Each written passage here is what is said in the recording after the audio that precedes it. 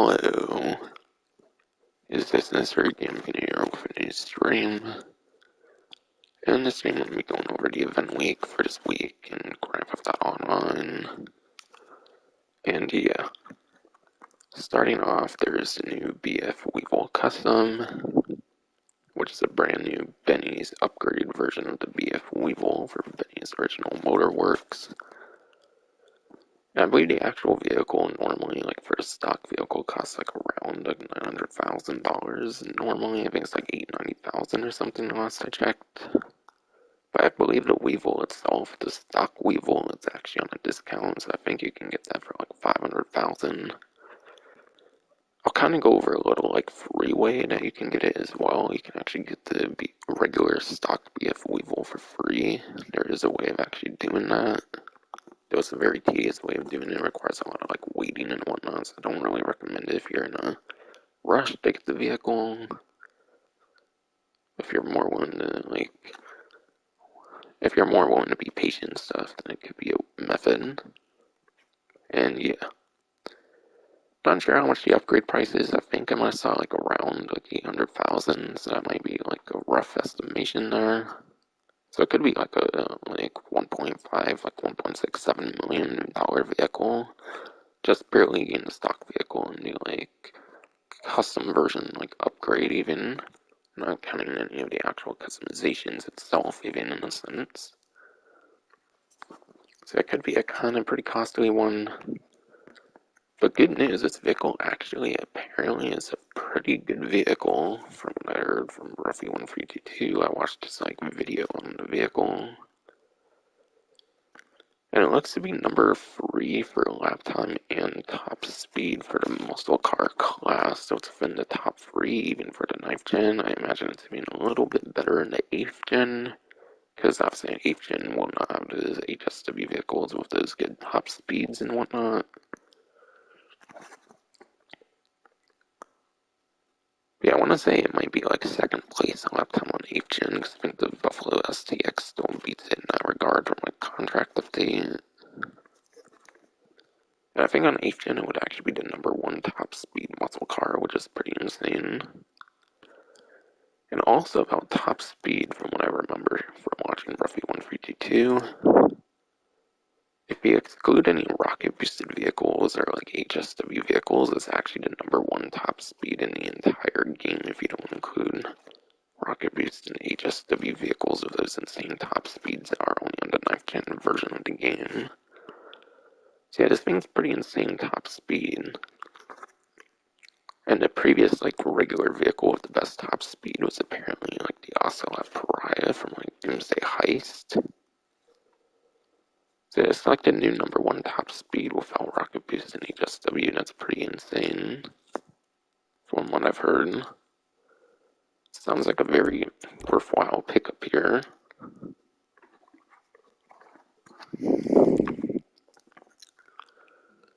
And yeah, 2 times rewards on Halloween modes. There's 2 times money RP on Halloween Bunker Series, Judgment Day, Condemned, Come Out to Play, and Lost vs. Damned. Bunch of different adversary modes that are on money opportunities here. Right away, I would kind of say the least worthwhile one would probably go to Halloween Bunker Series. Reason I would say it's the least worthwhile is because that one's available permanently in the game. There's versions of like Slasher and like the interiors, but they never go away. They're pretty much always like permanent in the game. So you can pretty much always play any mode in like the Bunker Missile Base or the Diamond Casino Resort. Like whatever all in there. So I would say that one's the least worth it. Just because it's the least like exclusive game mode. And yeah. As for the other ones, those are limited time only. Besides for Judgment Day, it's not really known what they'll do with Judgment Day. It is like a Halloween themed mode on Judgment Day, so I could see them taking it out. But because it's a very recent adversary mode addition to the game, it could stay permanent. If it's anything like Vespucci Job Remix and like Double Down, which are some of the more recent adversary modes, they kept those in the game permanent. pretty much for a while now. So Judgment Day might be another one not as worthwhile to play, because it won't be as a limited time per se, possibly.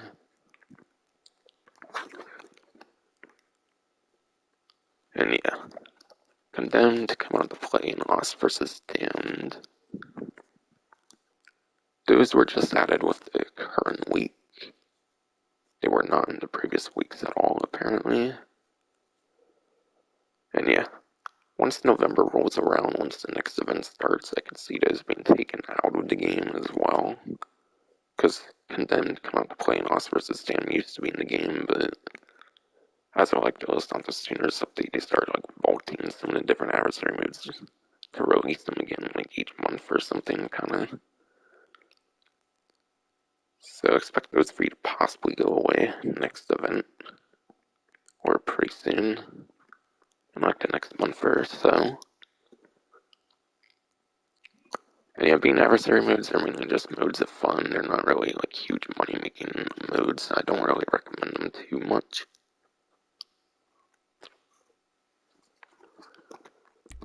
And I'll go for other money stuff later as I go throughout the stream here. And yeah, Sasquatch outfit and Death Mask. For Death Mask, you just have to log in anytime for the current event, which seems to end November 2nd. Maybe even like early November 3rd, you might have to like the first hour or something. PST time at least. And I'll get you to Death Mask, which I believe is the last of like the four like horsemen masks in the game from like the Judgment Day adversary mode over there. And yeah, logging in on Halloween will get you a Sasquatch outfit, so you literally just have to log in for it. I feel it's kind of a lame way of obtaining the Sasquatch outfit. But at least it's simple, so you just simply have to log in for that day if you intend to celebrate heavily on that day or something. And yeah, this is apparently also the final week for the current subscription stuff here, by the way. So if you have that, then you might want to take the most advantage of that in this last week as you can.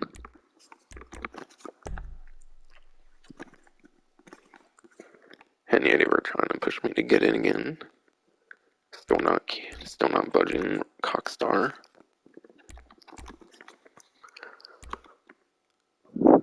Okay, I'm kind of trying to see how many there are here. Looks like there's 6 at Cockbell here.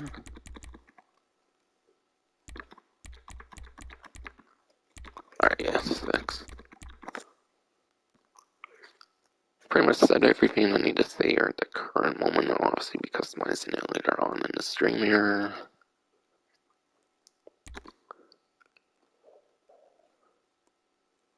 And yeah, this one's actually a brand new random event in the game. It's known as the Clone Slasher. Basically, you see your GTA Online character, you'll actually see your character. And apparently you have like a flashlight and whatnot. I hear it might be like a reference to like an Us movie or something if I saw it from like the comments of like the GTA like series video or whatever I watched or whatever. So yeah, there, like usual, there is like some sort of movie reference apparently to it. And yeah, the spawns are pretty much the same as any other like slasher, like the clown, the driver, the psycho I think is another one, and then the slasher I think are the 4 like other ones. They're basically in the exact same location as those, and there's a 50% chance apparently that they appear instead of the slasher, like other slasher.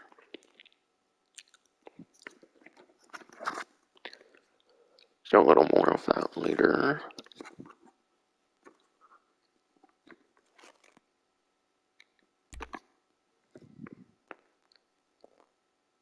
And that's pretty much said everything there, I would say.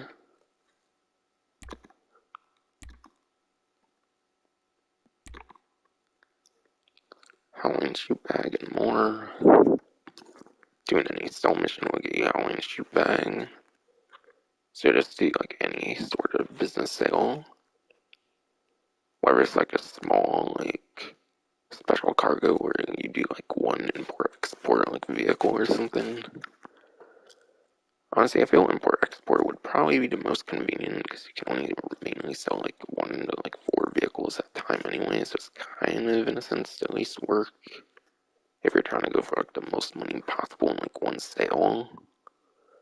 So I feel import export could be a pretty good one, especially if you set it up to have like all top range vehicles. So that's kind of my recommendation for the one like sale mission that's maybe the most worth doing. And if you successfully deliver cargo during a business battle, you'll get a pale vintage mummy mask or a green vintage Frank mask. And yeah, if it's like any other time, they might call it like event cargo or something, and there might still be the chance that you might get regular cargo. So you might have to look out for like a text that says like event cargo on the screen when it introduces your business battle. And yeah, business battles, you need like minimum of 3 players, and I wouldn't go more than like 5 players. Reason being, if you go over 5 players, you can also get the free mode events, and that'll reduce the spawn frequency of those business battles if you're trying to get as many as possible, in case you might not like get this stuff as easily. And yeah, you need at least 3 players outside of like apartments and stuff. So they only count if you're like outside of like properties apparently. So keep that in mind. So 3 to 5 player invite only would be the recommendation basically for the most efficient way of doing business battles.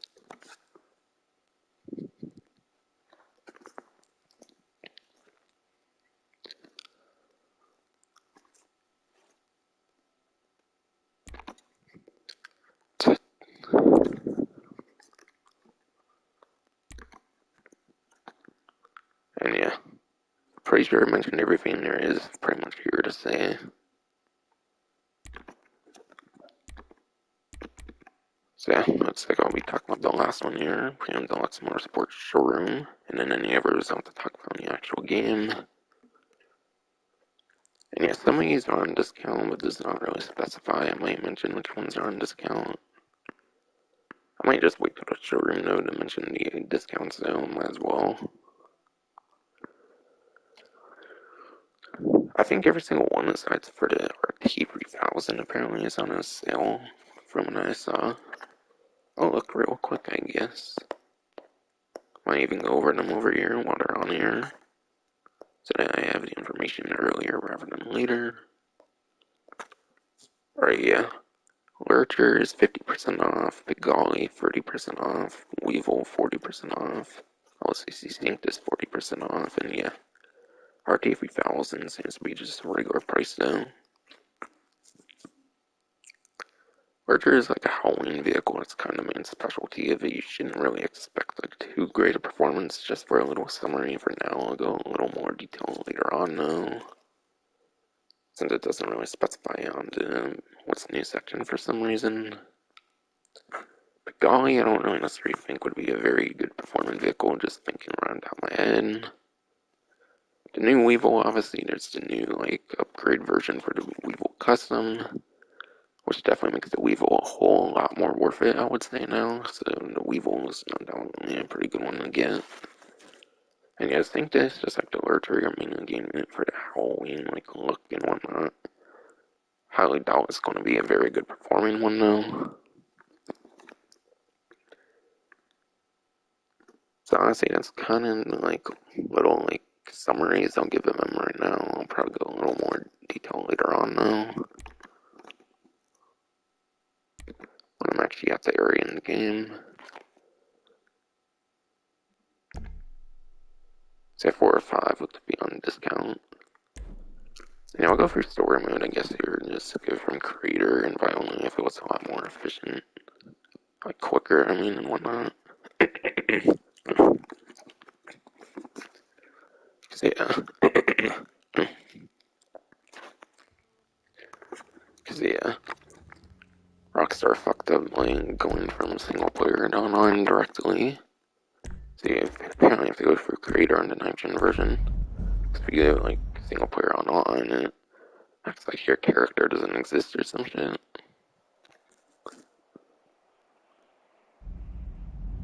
Still a pretty fast method now.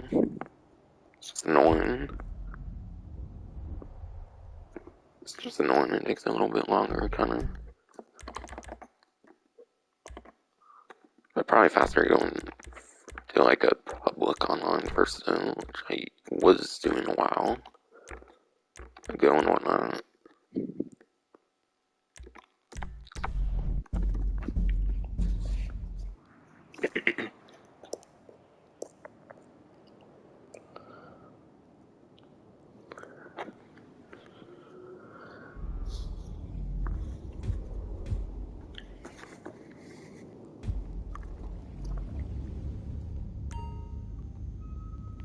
And yeah, peyote plants, I don't think those were in the game until this week, so if you want to use peyote plants, it's basically the one event where you can do it.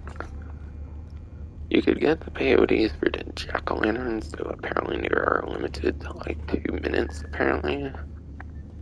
But apparently the jack-o'-lanterns, I think if you get a peyote for jack-o'-lantern, it's like limited to 2 minutes, so it's not as good as the actual peyotes. So yes, there is advantage in the peyotes over the jack-o'-lanterns. Plus, I think they're actually a better way of obtaining RP if you really want like a lot of RP. I think peyote plants are actually pretty good for reputation, like the normal reputation in the game, obviously. Not the tuner one, the regular one. Oh yeah, I still have to show off a mask as well. I'll show off that death mask because I was actually already in the game for that.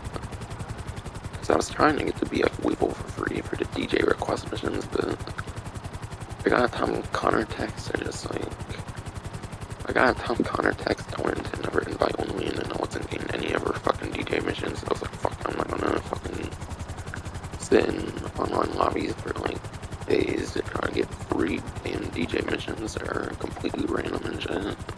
Which is why I've never actually covered those in on my channel, because of the randomness and shit. It's not missions you can just set to like pause menu or some shit,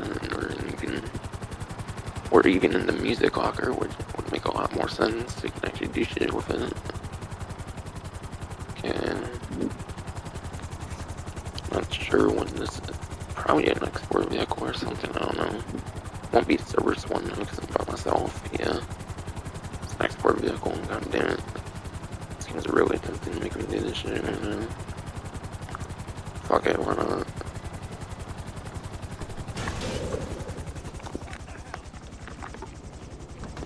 I do want to get more tuner reputation over time, so I can keep collecting those different clothings and whatnot.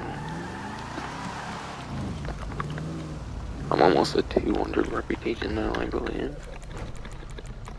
So it would be cool to hit that number. Pretty huge milestone, kind of 200.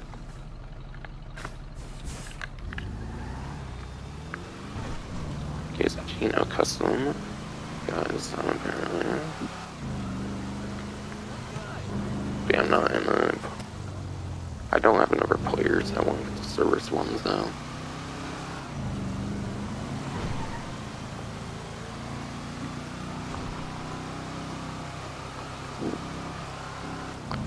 And yeah, I didn't necessarily mention about slashers yet, because I'm not going into detail with it right now.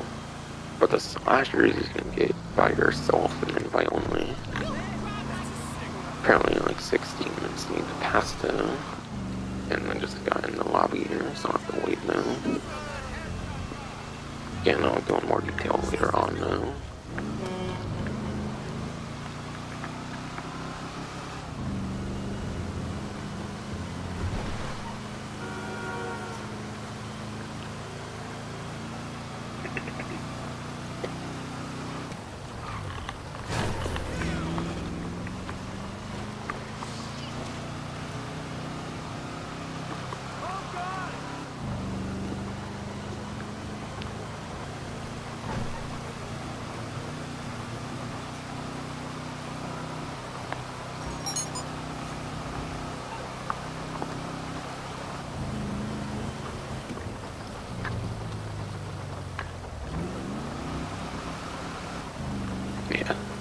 Sorry if I stopped the vehicle there for a moment. I was just making sure the microphone was on.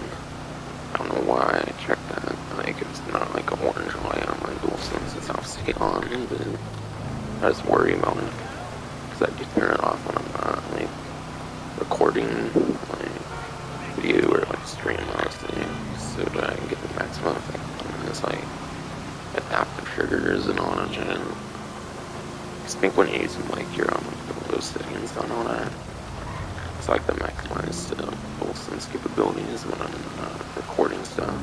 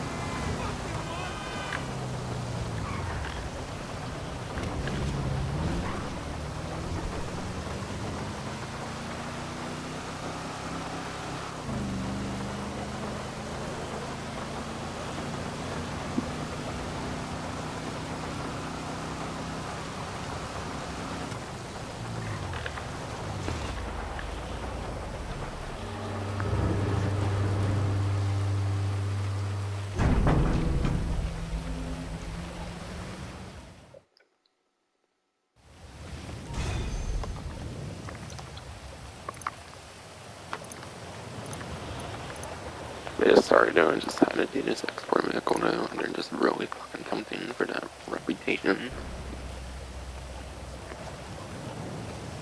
I have all the liveries for the reputation, but again, I just really want to be able to collect all the clothing through it. That would be pretty fun to be able to do.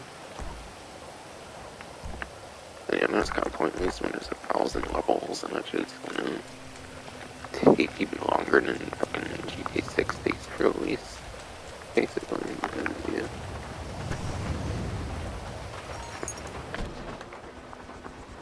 And of course, as per usual, nothing happened with that. But when it came to that UFO, then when people were speculating. And I don't even get why I just did that, man. I was so busy trying to, like, read that email and whatnot, so I don't see that on the phone. So I like to clear the notifications on something.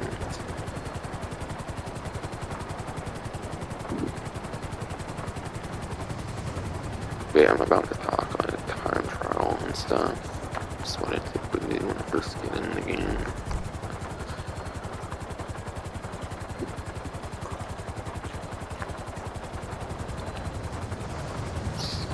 Okay, here it is. Okay, this one is Storm Drain for the regular time trial. Very nice and short one, 350 per time.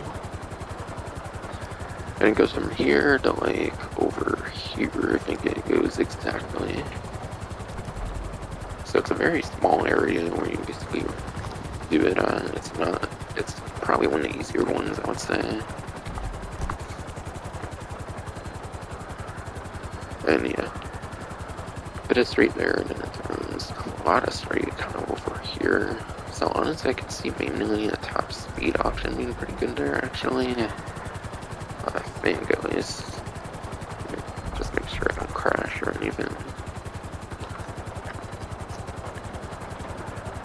But yeah, as per usual in like the 9th gen systems, PS5, Xbox Series X and S, pretty much your best options are going to be those HSW vehicles, especially the HSW Hot Tail Drag will definitely be your best option for pretty much any time trial, I would say. This one I would say you can definitely get more away with using a car though, because you don't typically have like vehicles or anything you have to watch out for on like the Storm Drain, obviously. Storm Drain, you pretty much mostly would have to just worry about like pedestrian or any like wreckage in a way, I would say. So should be able to use a car pretty effectively on this one if you want to, and like to change it up or something. But still, obviously, your typical HSW on Hot Tail Drag would be pretty good. Otherwise, HSW Weaponized Ignis is like a lap tiny supercar. HSW Devastates, like top speed supercar for HSW, and then Cyclone 2 is like Acceleration, but kind of suffers on top speed a bit. Acceleration's where it goes from like no speed to top speed real quick, but that said, top speed is not that good, unfortunately, compared to the rest. So I would say any of those 4 HSWs probably. The best HSW for top speed though is the Hero ZX though, so I'd say that one could be pretty good. Any HSW really though could be good. I would imagine.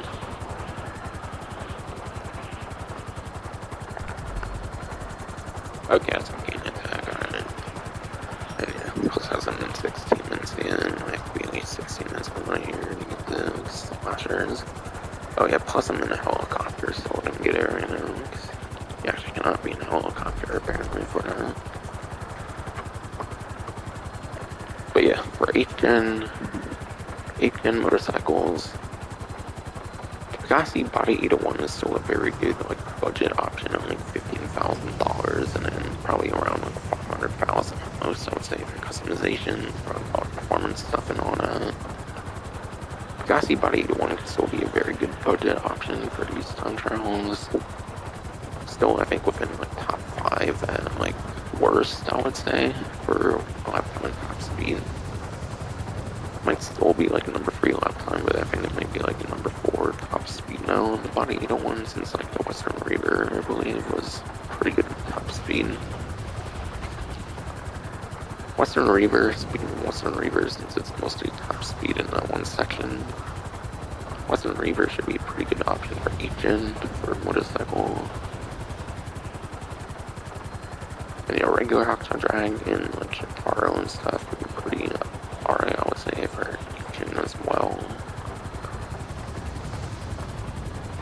For supercars, like the top couple lap time, I believe, is like the Proton Emirates, Benefactor Krieger, and like the new like LM87 from Criminal Enterprise. I think there are a couple of lap time options on 8th gen from what I recall. 8th gen top speed for supercars should probably be like P-Fister 811 to regular Devastating, and I think the Banshee 900R, if I recall, for this couple of top ones for top speed, like regular supercars. And then, as I was mentioning earlier, the new BF Weevil like, Custom is actually a very good top speed vehicle.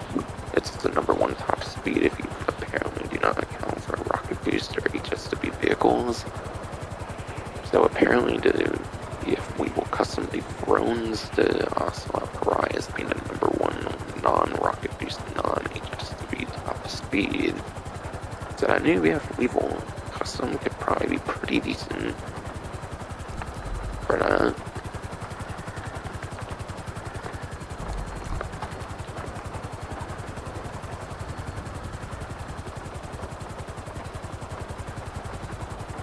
Let's see Bandito here. Where is it? Okay, here it is.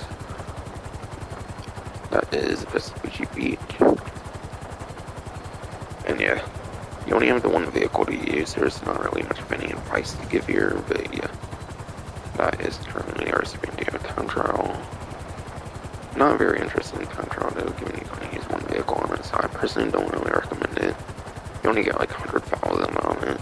100,000 on it, you'll probably have to do it multiple times, so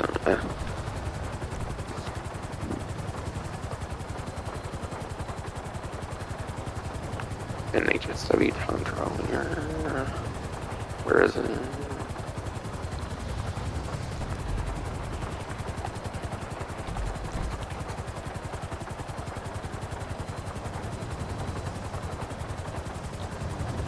Might be somewhere down here then.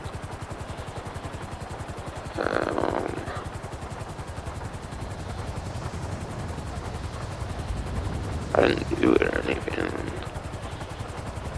So, yeah, I'll go for here and I'm not real fun into well. I didn't really notice that here, but yeah, North too much apparently. Oh, is this the last one? Damn.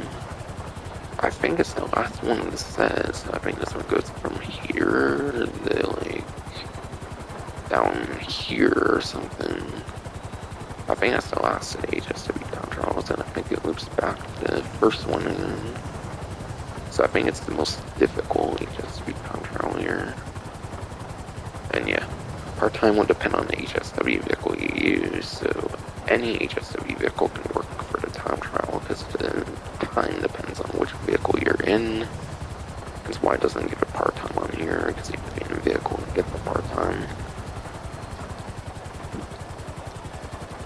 But yeah, I think that's the hardest of them, so might be a pretty annoying one to finish.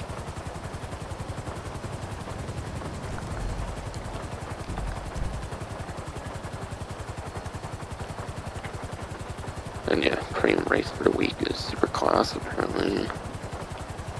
Not gonna go into it to see like what the track is or anything. I already gave like a couple good lap time top speed options for Supercar, whether you're on 8th gen or 9th gen systems. I already basically went over all that.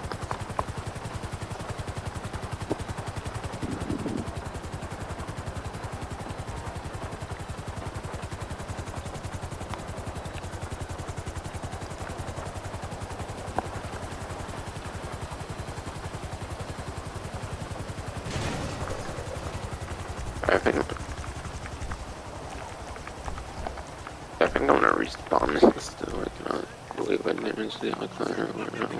When we came out of docks with that export vehicle being finished. I was too busy talking to Dawson, so I wasn't paying much attention.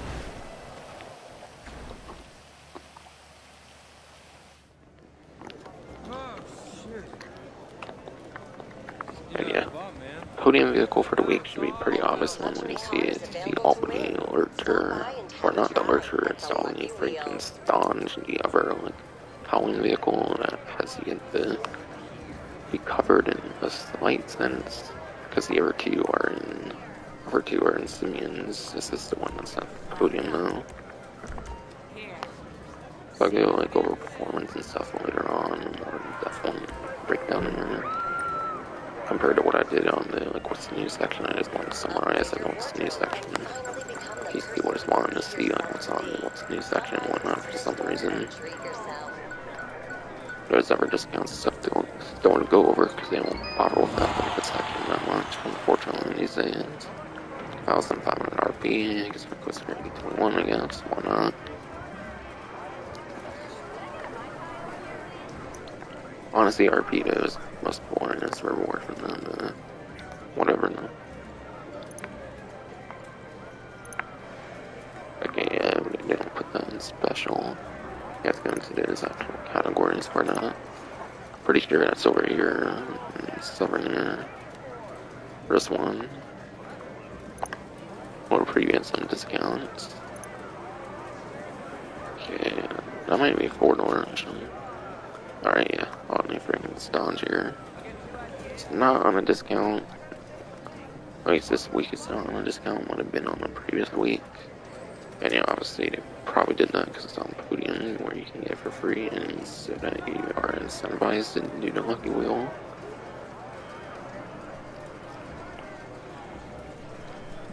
Yeah, I believe this is a Sport Classic over here. So I can look into the performance of it here on Ruffy 152 Sport Sheet.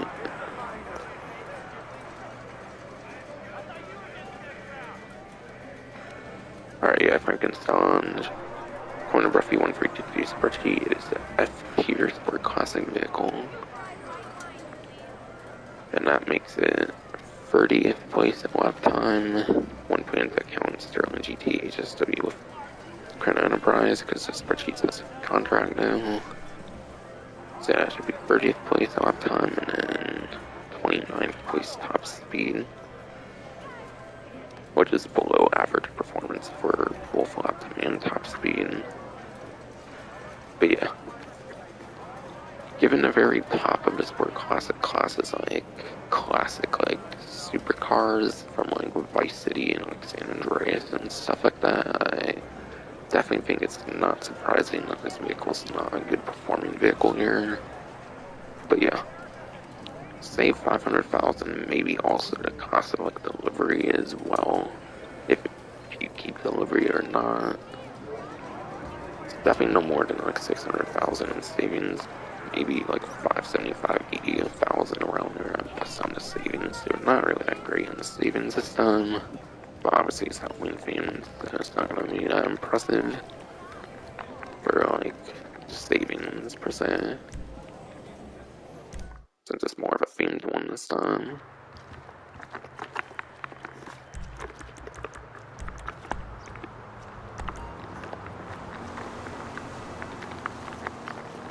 So yeah, performance-wise, I do not recommend it. I only recommend it if you're collecting it for the, like, it's a very limited time vehicle. It normally gets vaulted from the game, being a seasonal vehicle, so it could be one that's pretty worth picking up. Because it's not always available in the game unless you buy it. It's one of the rarer vehicles that you can buy.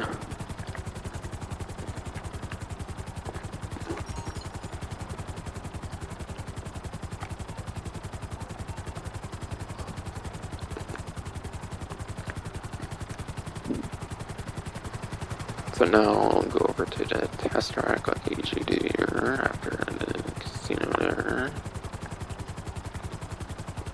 Go over stuff over there and whatnot.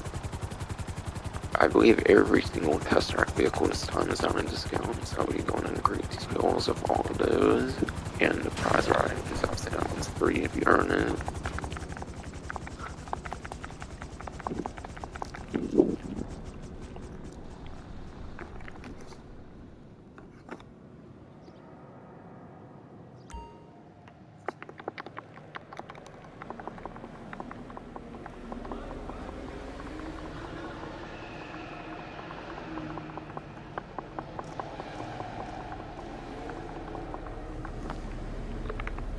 Okay, I saw Penetrator, the Recoil Raiden, and then the Vapid Blade.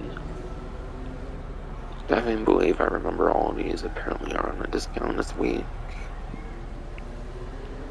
None of these necessarily come off as like a very good performing one right off the top of my head, but I'll be going into more detail later on here.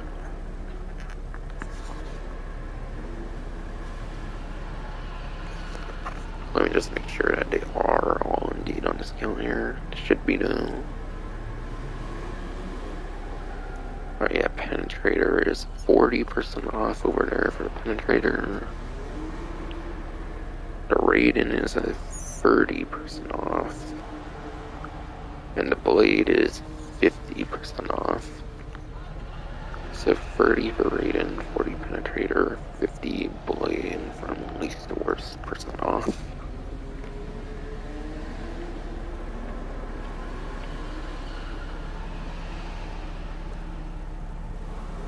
And yeah, Penetrator I think is a supercar. Alright, yeah. According to Bruffy 132 spreadsheet, the Penetrator is a D tier supercar, which at best makes it 37th place. Definitely would be a couple placements worse with Colonel Enterprise now for the Penetrator, 37th place at best. And then 30th place at best for top speed. And there's not even 60 supercars in the game. So that is below average performance for both lap time and top speed, therefore not worth it for performance.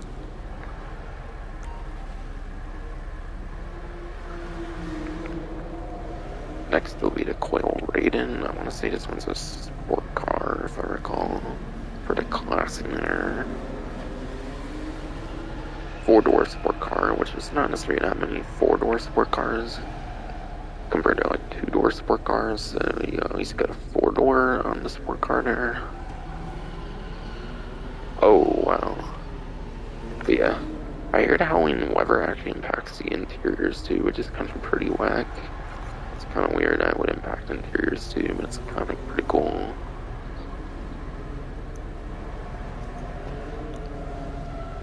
But yeah, anyways. Alright, yeah. Coil Raiden apparently is a C tier sport car at best, which is at best a 38th place, and then at best 75th place for lap time and top speed. So yeah, it's like high 30s. It's in the high like 30s, like 38, obviously at best. And yeah, the reason it has such a bad top speed is because coil mainly makes electric cars, and as I explained earlier, the main weakness of electric cars in this game at least is that yes, you can get from no speed to top speed real quick, but that top speed is apparently not all that good, no. So yeah, it's a 4-door electric sport car, which would be kinda unique, but performance-wise, just not worth it. And then the Vapid Blade is a pretty old one here. This is from like 2014, I think, from I'm Not a Hipster update. The reason I'm saying that is because you can actually obtain the vehicle in the story mode of the game. It's an old vehicle and you can actually get it in the story mode of the game. So because you can get in the story mode, it's not the most worthwhile of your garage space. I'll just say that right now. And then for classing, I think it's in the muscle class. And then the lightning even can be heard in here. That part's at least realistic, but I'm not sure if the like look changing in the interior makes most sense. But alright. Yeah. At best, the Blade is at least a D tier muscle car. And at best, that would be 13th place for lap time, and then 37th place top speed. So I think went down at least a couple to few placements of all the muscle cars that's appeared in Criminal Enterprise. But even then, even with just contract DLC and onwards, it's pretty bad anyways. And yeah, like I mentioned, it's so old you can get into story mode, so there's not too much point in wasting a garage spot on it and online.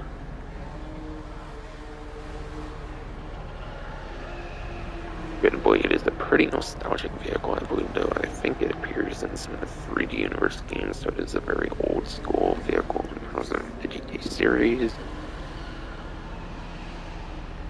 Which it technically has that over these other two, but yeah. None of these really seem all that great. They're all like outside the top 10 for performance, so therefore not going to necessarily be all that great performance-wise. Speaking of performance, the Cheval Typhon, I believe this vehicle is not that great performing either. I'll just say that right now, but I'll go into the more nitty-gritty details here as well. And oh my god, what the fuck is this challenge? Placed top 1 for 5 days in a row. This might be the most insane challenge they've done so far in this entire set of like prize art challenges ever since they first started at the start of Los Santos Tuners. This one honestly probably takes a fucking cake, to be fucking honest, for the worst challenge I can think of on top of my head. It's pretty fucking insane.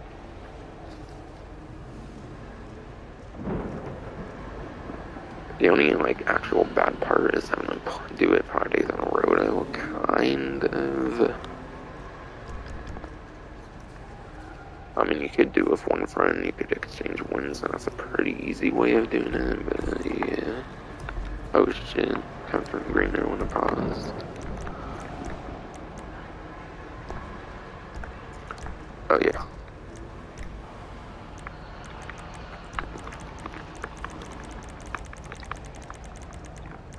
Yeah, main examples I can think of on top of my head when it comes to depositing at least would be street races, which I would say is better of them to do.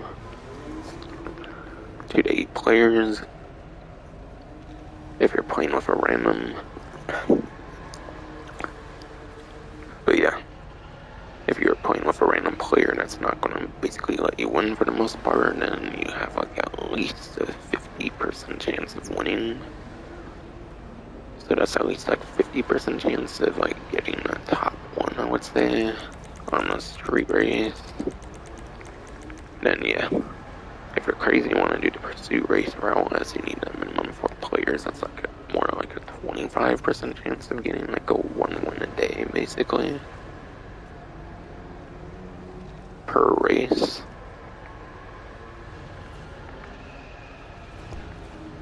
So I don't necessarily feel the challenges are that great, nor do I necessarily think the vehicles all that good performance from what I remember either.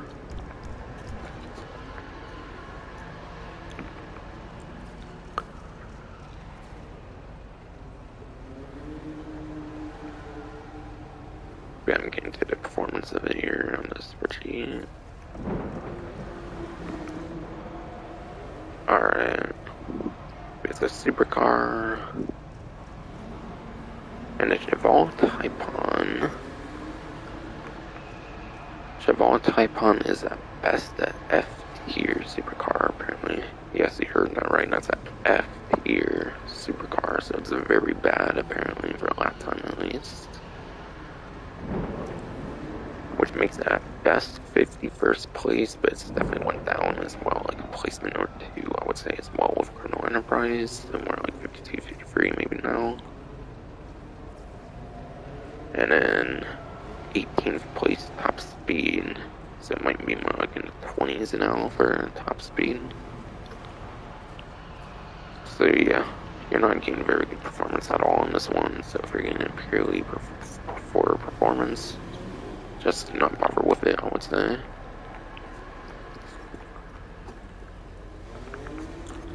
And then HSW test ride this time around is the Ubermax Sentinel XS. And I'm pretty certain it's the only coupe HSW vehicle in the game. Being the only coupe HSW vehicle in the game, I do feel it's a very worthwhile of a pickup. Plus, the Sentinel XS actually got extra customization options when they did the Chrono Enterprise update. So when they did the Chrono Enterprise update, they actually added brand new like modifications that you can actually do on the Sentinel XS now as well. So if the customizations did not impress you too much when you first maybe got the vehicle and like contract update, or when expanded hands first came out, and then it might be worth revisiting the Sentinel XS because they added new customizations that only existed with Chrono Enterprise onward. So you can definitely deck the vehicle out pretty nicely now, which is pretty cool. Makes customizations more of the modern standards now than when the vehicle first was able to be HSW vehicle.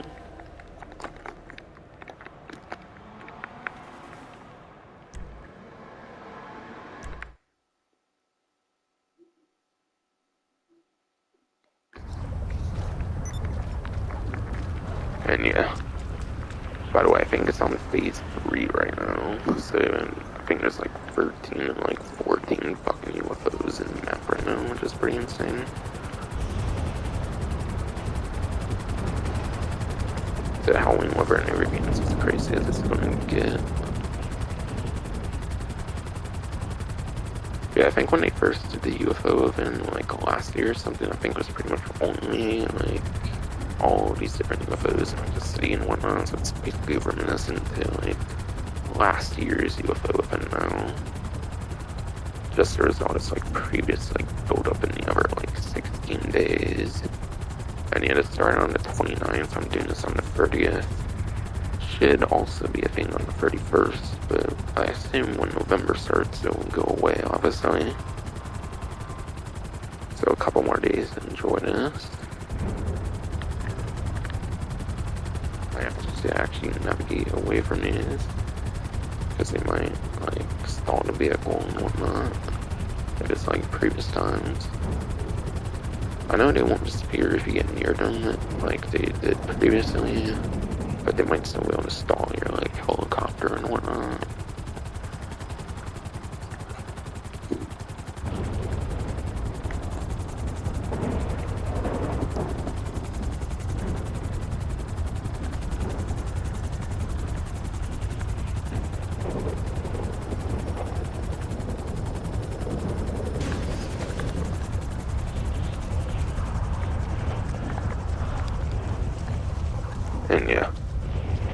Factory Autos does have one discount this time around. I believe it's the Vision over here. I think it is the Grotti Vision from Smuggler's Run. It's a car from like Smuggler's Run. And then there is the Revolter, but I believe the Revolter is on full price there. Yeah, that's definitely 1.6 million normally, so that's definitely a normal price there. I think this one's on like 30% now, so that one's actually on a discount.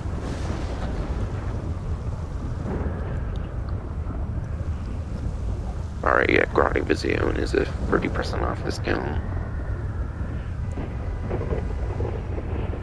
So I'll go over that one here.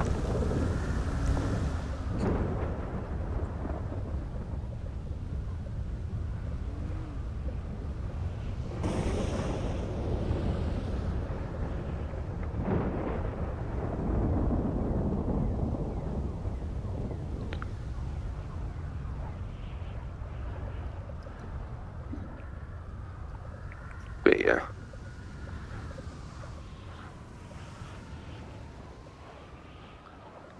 Hold on here. Trying to find a Vision on the spreadsheet and supercar here. Alright. Found it finally. But yeah, according to Ruffy 1322 spreadsheet, Grotti Vision is out.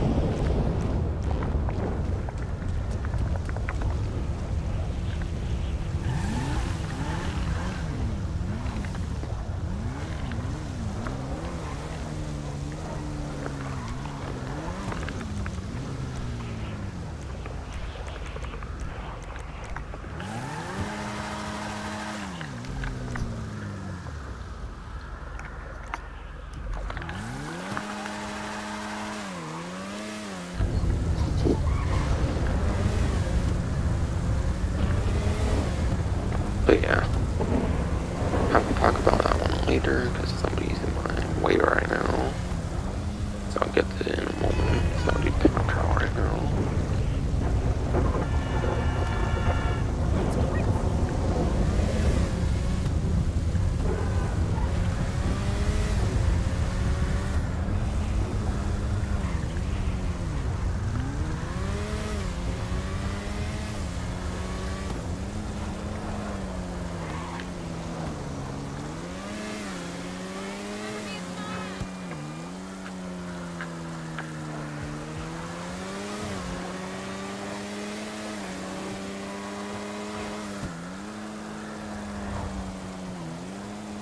Oh yeah, before I do that, I did want to shoot a death mask. Still haven't done that yet. But there's the death mask. I know it might not be the easiest to see, but it's fitting.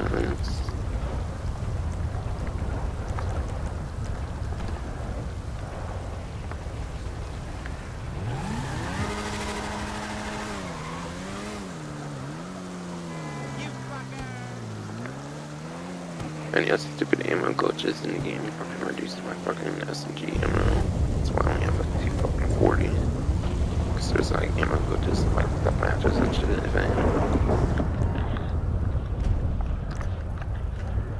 with Rockstar created ones that is even.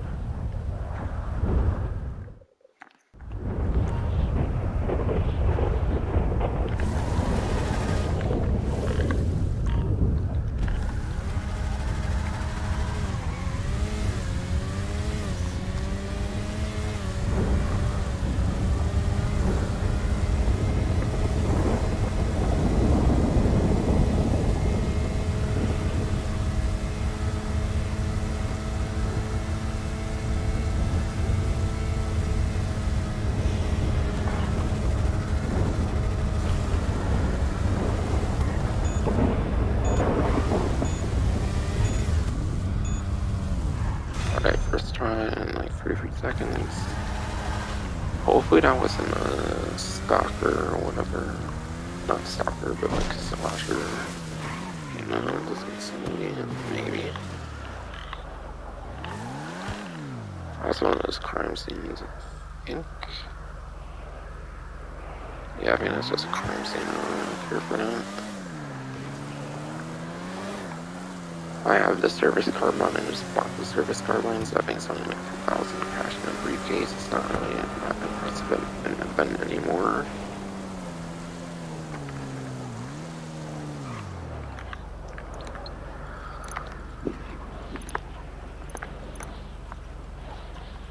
But I would definitely say this is one of the easier time trials.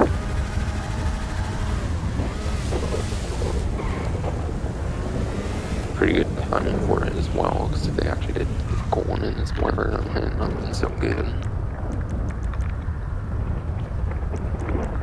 Again, you can always do it like outside weather. It's not like a whole 24-hour thing or anything when it starts.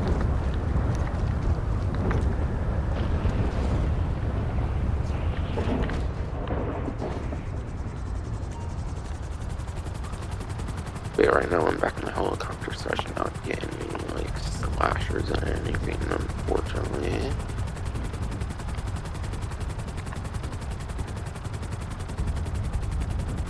Since you have to be in more like a regular vehicle for like the slashers, which includes the new clone one.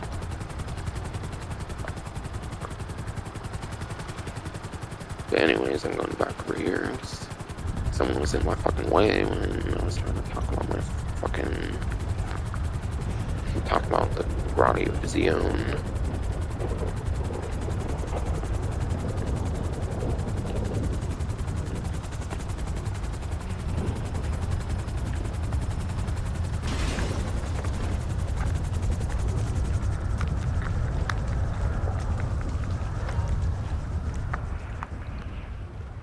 Yeah, hopefully I can talk about fully this time. Should be able to.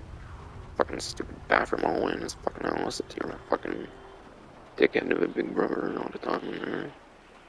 I can't stay on the fucking bathroom most of the damn time. But yeah, anyways. Vigion is apparently at best a C tier. At best a C tier car, and at best it would be 21st place lap time.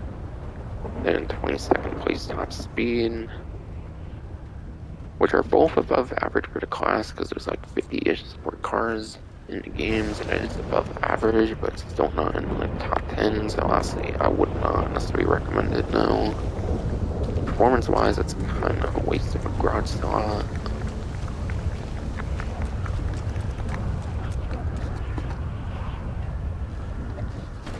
And yeah, honestly, I would probably recommend the Revolter more, because the Revolter actually is a weaponized vehicle. You can actually take the Revolter over there and take it over to like an MOC Avenger with a like a vehicle workshop, or you can even do like the arena workshop now with like the weaponized mechanic, I'm pretty sure, and you can actually put machine guns on that Revolter.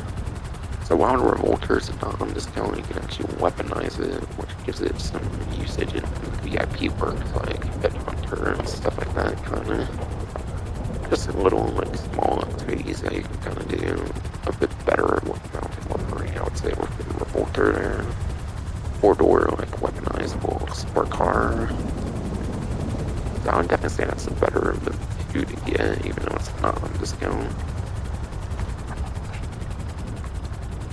So just because it's on discount, I wouldn't necessarily vote for the Revolter. It's actually kind of a pretty good one to get.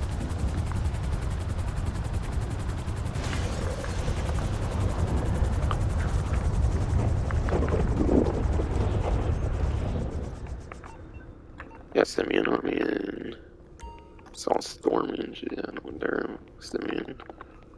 Hold me, carry me, Simeon. I don't know. No, I'm kidding though.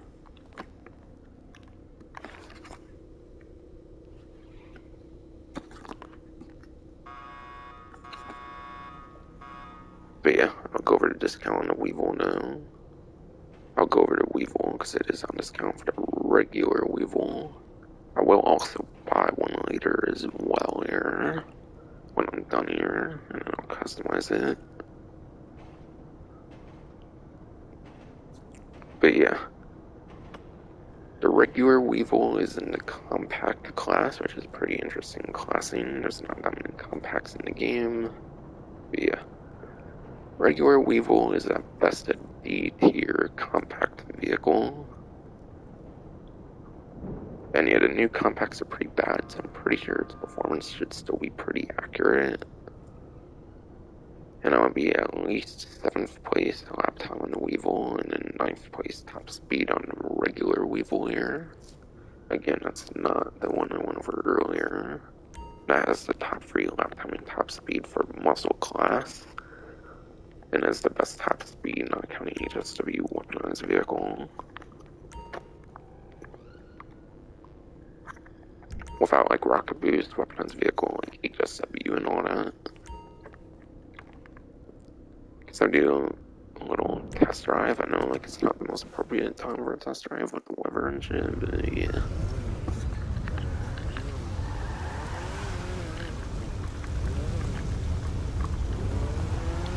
And yeah, performance you're seeing right now, this is not the performance you'll get when you customize it in the performance I mentioned.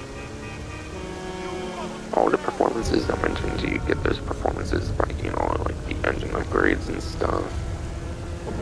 Yeah, the stock version is definitely not all that impressive. But obviously that brand new Weevil custom will definitely be very impressive. Still kind of usable, I would say. It's within top 10 for the compact class for both lap time and top speed, so it'd be kind of usable for the stock one. But yeah, I don't really recommend the regular Weevil anymore since it's a new, better version now. Oh yeah, that was just Spirited, so.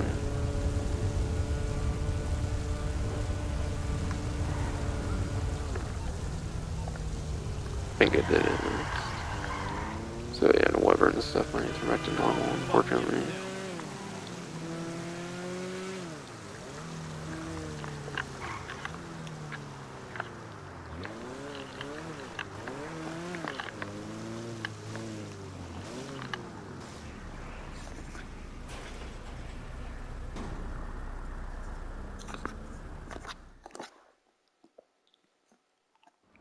And I'll go over deliveries and stuff, I guess, when I'm done with the discounts. I'm saying them all like together and whatnot.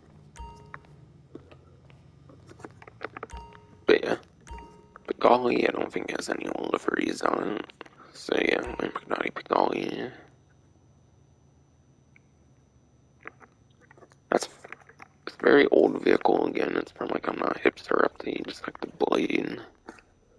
Such a old. It's such an old DLC vehicle. You can even get it in the story mode. That's how old it is, because it's in the story mode back when they actually added stuff to fucking story mode. So it's kind of not worth the garage sale, I would say, because of that reason. And yeah, I want to say it's in the Sport Classic class, I think.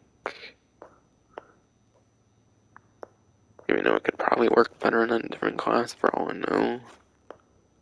Like, it would make more sense in another class. Alright, yeah. The Golly is in the Sport Classic class.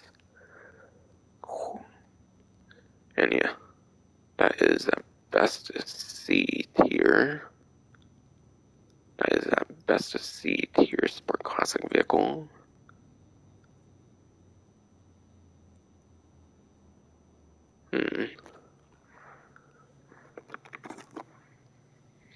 But yeah, it is at least 15th place at lap time, and apparently it's like 6th place on top speed actually. So you can still get top 10 in top speed apparently with the Pigali on the Sport Classic class. So I guess you can actually get some okay performance, but there's obviously better options, and options that are more worth your garage space, since you can just get this in the story mode of all things even. So I don't really feel it's worth picking up in the online in particular.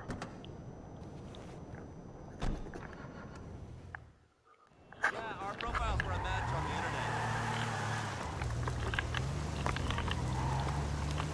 But yeah. Apparently it can be okay for top speed.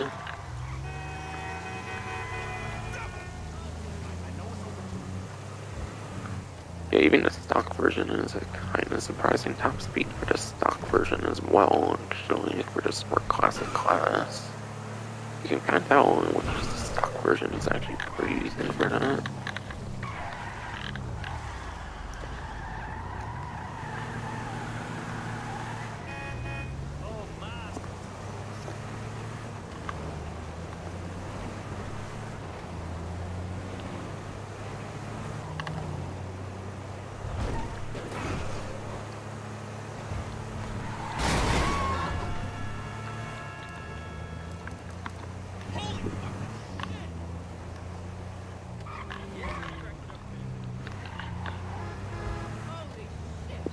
Yeah, honestly, I'm pretty impressed to see how good this is top speed without engine upgrades even.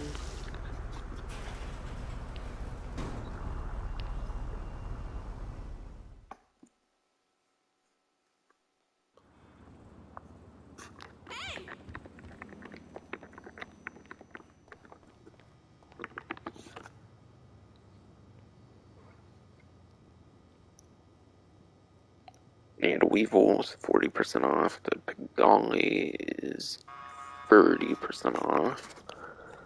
Oh yeah, and pretty cool thing about it is it's pretty unique with the European license plate on it as well. There's probably been more vehicles of European license plates added like later on, but the European license plate, especially for a 2014 vehicle at the time, was like very unique to see. So, and even still, I would say that's a very cool, like unique, like look to the Picasso there. So I do like some of its unique features as well.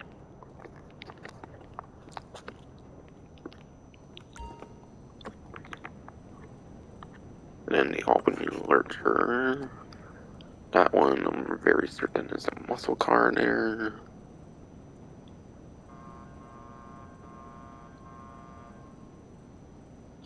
And yeah, it does have a discount on it now. I'll have to look here.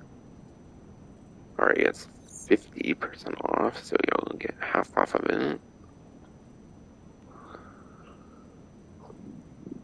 You just have to go on the spreadsheet and see that performance.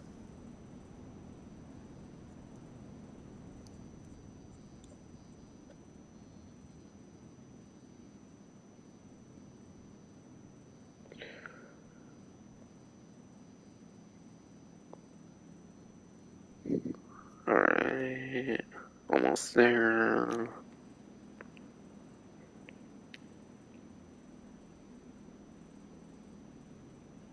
Alright, there's the Lurcher I found on this spreadsheet finally. But yeah, the Albany Lurcher is at least a G tier muscle car. G tier would be even after F, which is pretty bad. So lap time is at best 42nd place, probably even worse now with the latest update. And then 21st place, top speed at best, but again, that should be even worse now with the latest update. So yeah, obviously by the looks of it, you shouldn't really expect to perform that good for a muscle class or anything. Obviously, it's mainly just for the like aesthetic of the Halloween like livery and whatnot.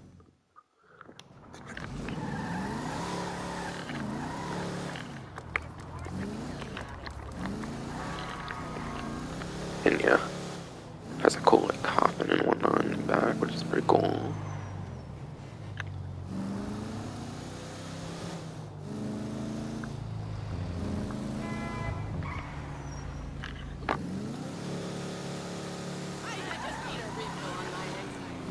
At least the stock one cannot muscle car wheelie, it looks like. That's unfortunate. Maybe if you upgrade it, it can do pretty good for a wheelie. I don't know. For the muscle car wheelies.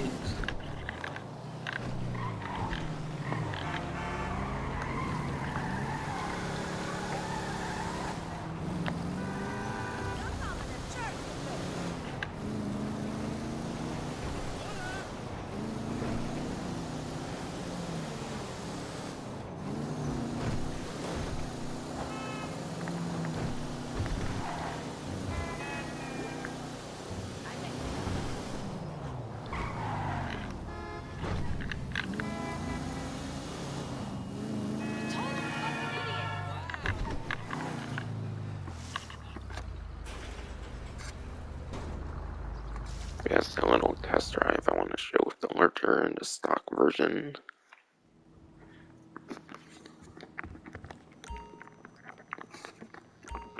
And fourth one here, the last one that will be on a discount here, will be the LCC Think This. And yeah, that was like a Halloween themed, like, Bikers DLC motorcycle. And basically, I think it's like a reskinned Varus. It's basically the Varus, but it has like Halloween details on it, plus probably a little better performance and stuff as well.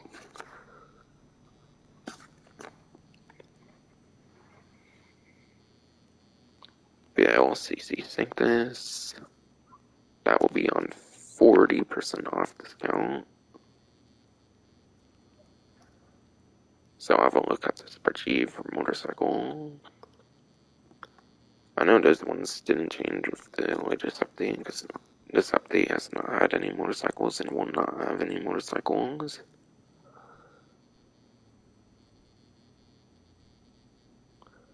But yeah. LCC think this, according to the spreadsheet. No tier system for it for some reason, but yeah. Has 20th place at lap time at least. Oh wait.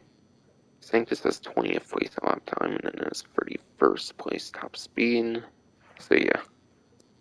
You're not getting anywhere within top 10 territory for this one. But it's basically like a Halloween version of like the Averus or something from what I've heard. What do I want to do to you? But yeah. Okay, first we take a shower. The most unique thing about it is it does have like these red headlights as like its stock headlights, which is pretty cool. It's a slightly different red as well than the red that you can actually do in like the arena and like the test track and stuff. Hey, how's it going? Yeah, it's different red I think than the arena and then the like Los Santos Carmi. I think the red there is slightly different tint or something, so this one is still pretty unique with the headlights even still, with colored headlights and technical even.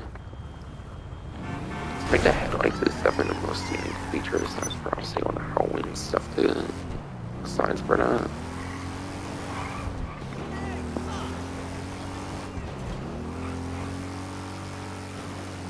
Well, the thing is still pretty crazy though, if it's like 20th place and stuff at best. You know, the wheelies and stuff.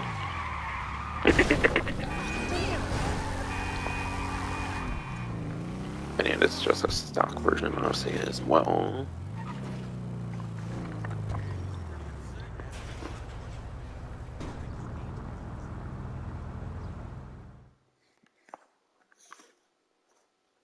Well, did you move some of the money in your other account to cover your losses? And then, yeah. Well, I you think the better do RT something tonight. If 3000, not client, we can go to even jail. though it's not on discount, it is one of those like 17 to This like 19 conversation tuner never vehicles in the happened. game. Ever. 17, 19, like 20 tuner subclass vehicles in the game. Which means you can use it in the That's robbery bad business. contracts. So you can use it in robbery contracts, which is pretty good for making money, so you can get some use out of it. But even then, you can use much better options for those robbery contracts anyways, so I don't really recommend it. Because I don't recall this one being that good of a tuner, so I would definitely skip out on this one, especially when it's not on a Sounds like a discount. plan. Yeah, it's definitely the normal price there, so it's the only one on a sale.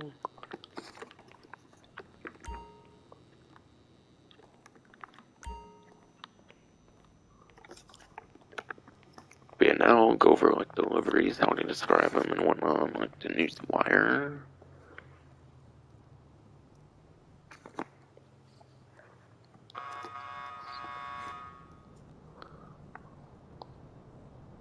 But yeah, the BF Weevil in classic Harbor Blue and an evil Weevil livery, and now upgradable in Benny's original Motorworks. So I'll show that off as well, since I have not done that. So the Weevil now shows up here, and this is discount price right here, 520,000. But you have to pay a little bit more in the Simeon area here because you're paying for delivery as well and whatnot. So because you pay for delivery, I think you'll pay a bit more here. So if you want to save a little bit, if you don't think you'll keep delivery, you might want to purchase it here. Or like Seventh Andreas, I think it also shows up there too. But obviously it's on Benny's now, so you might as well just get in there. So having to go for like sorting on like Seventh Andreas, sorting options.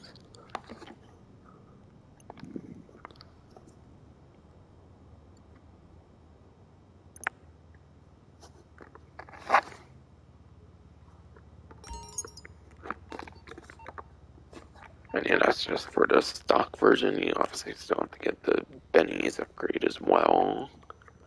And I'm pretty sure that will be full price for the Benny's upgrade.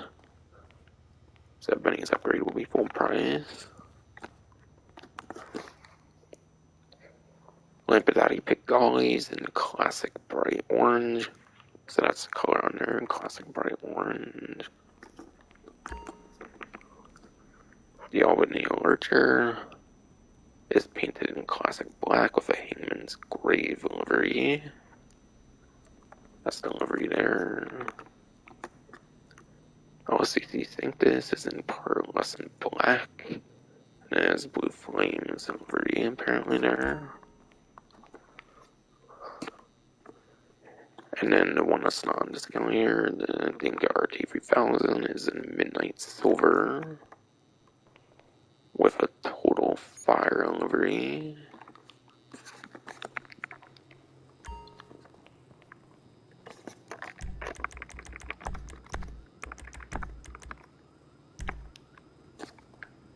But yeah, I think now is definitely the time to get the Weevil custom here since I finished off over here now.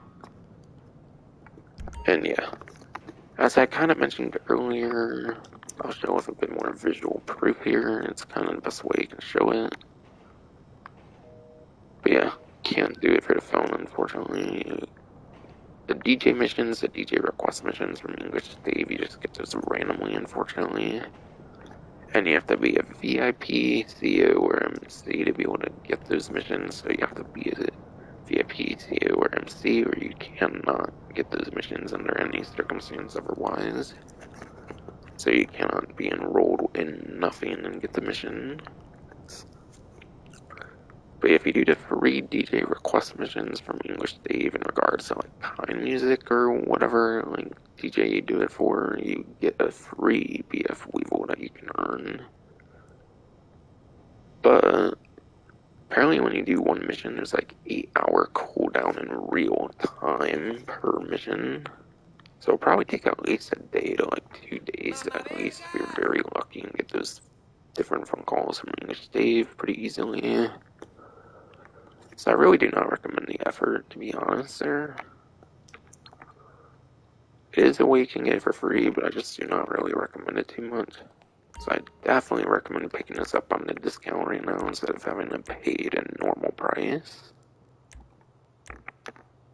But I tried doing it, but like I would go like hours without like any single English Day phone call, so I gave up on it. Wasn't really worth the wait in my opinion. Especially when it's on sale.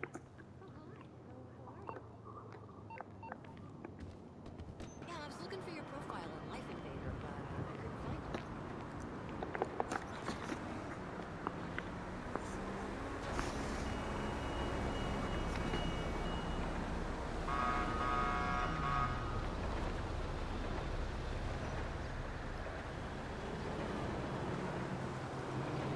And yeah, I'm gonna do it the old school way. I'm gonna do it through Benny's himself.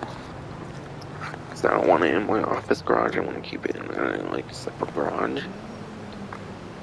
So that's why I'm gonna go for Benny's himself, the old school way. What you need, boss? Some wheels? I can bring them around.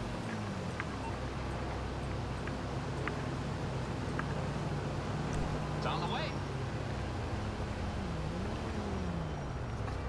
And yeah, I went the long way to be able to like slowly count like how much vehicles have been in the update so far.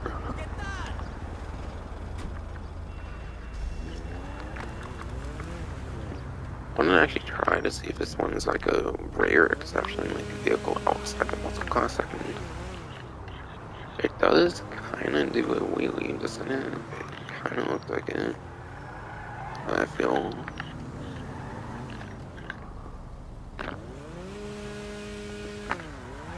Yeah, I think it kind of does a little bit of a wheelie if you do the handbrake and the accelerator, like you can do on like a lot of different muscle cars in the game. So it might be like a rare, like non-muscle car that can actually do that kind of thing. And yeah, I don't want to keep this in the office garage, so I'm just gonna go for Benny's Evil School Way. Give my boy Benny some business here. Wow. Lay it on me. What am I doing?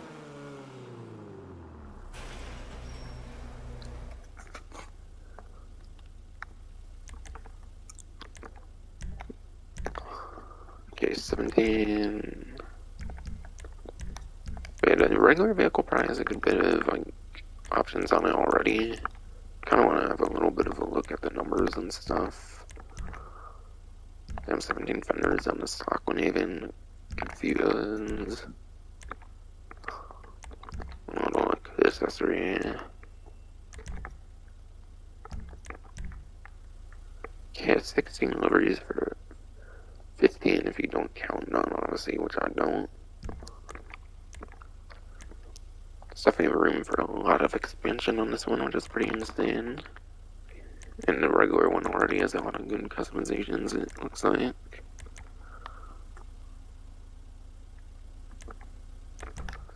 Right, primary and secondary trim. They may even has trim color on this one as well.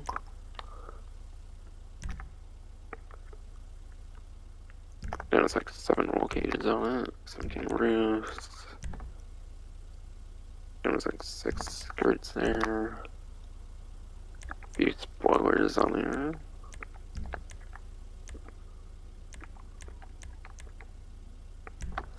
But yeah. Oh, damn. I thought I heard it was like 800,000, but apparently it's a $980,000 Benny's upgrade here. So if you get it on normal price for this vehicle, which I think is like almost 900,000 for a stock vehicle or something, this could be like almost 2 million before you even get like actual upgrades on it too. Got plenty of money on it now, so I have to see them doing it now. There now it's a Weevil custom, which turns it into a compact, turns it from a compact into a muscle car, as I mentioned previously, which is pretty cool. I think it's actually the only Benny's vehicle from this entire DLC, including upcoming Dripping, that actually changes to class. The other ones, I think, keep the class the same. The like wide body ones that came out and still have to come out for like the Briosa 300, and all the other ones have yet to release.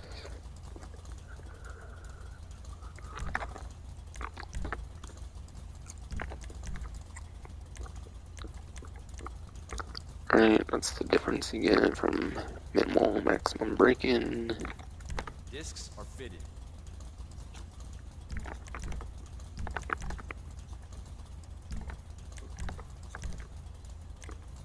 Alright, 14 bumpers here.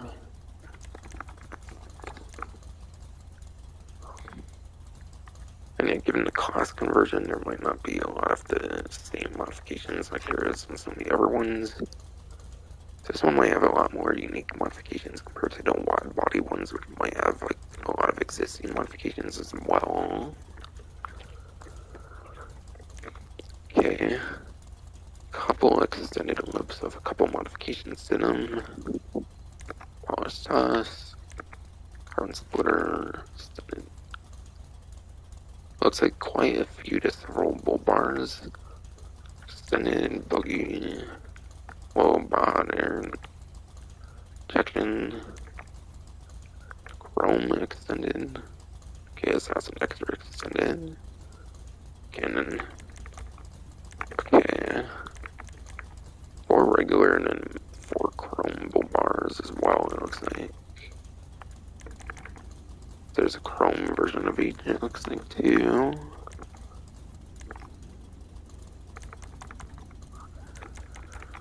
Oh yeah, I'm definitely going to chrome injection though. Don't she look pretty? No contest there.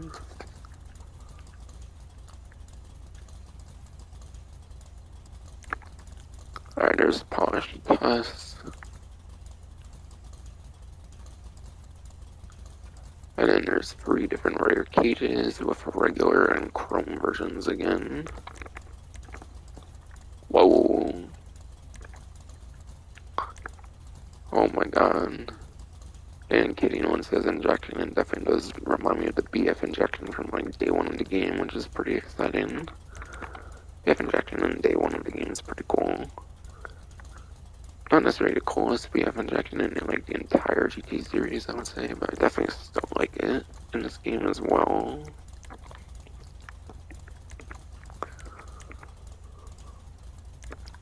Okay, I got like a 10 on there, that's interesting there.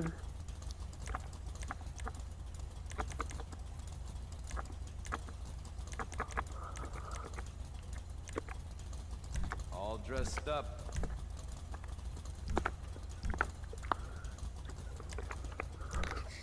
Chassis. Holy damn. 10 extra headlight covers. Oh damn. Howling lever must be going on. It looks different here. Okay, old school, retro, minimalist, classic spotlights.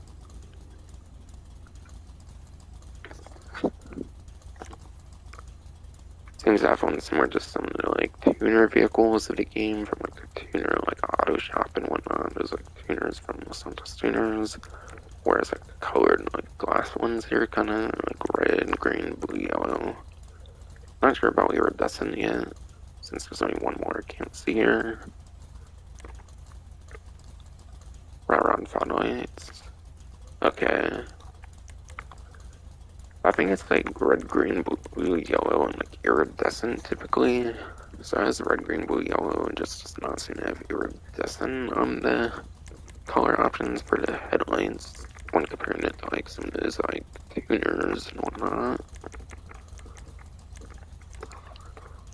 Trying to see here if there's one I really want for any reason. Honestly, I do really like the. I see a bit of like a wavy texture, I feel. At least it kind of looks a bit wavy in a way for the racing fog lights, so I'm just gonna go my typical bottom option. She's gonna turn some heads. Alright, the tail light also is 11.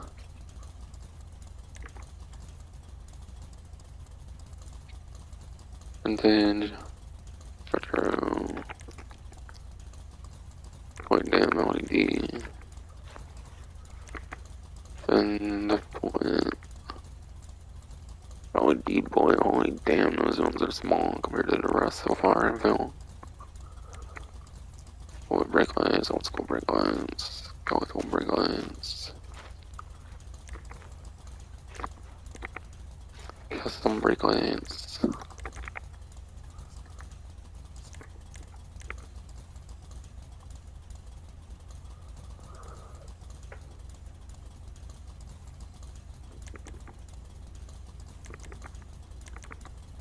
Okay, this seems to be like a small version of that one, I feel. Kinda. Old school could maybe be kind of a small version of a retro.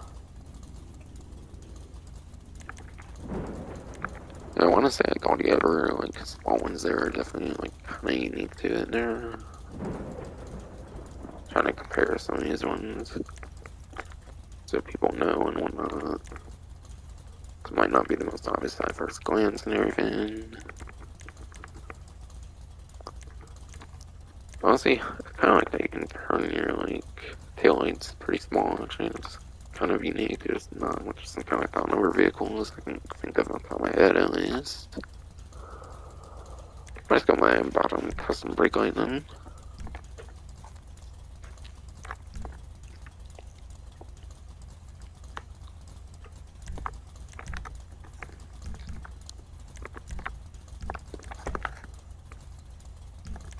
Okay, you cannot do any like inside engine upgrades. Apparently, honestly, I was kind of like expecting there to maybe be like other engine stuff, but it's not. If you're looking at a vehicle like this, you can maybe expect engine stuff, but I guess not.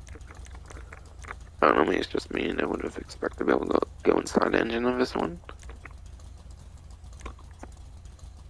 Okay, so from level 2 onwards, it gets like a full bar, apparently.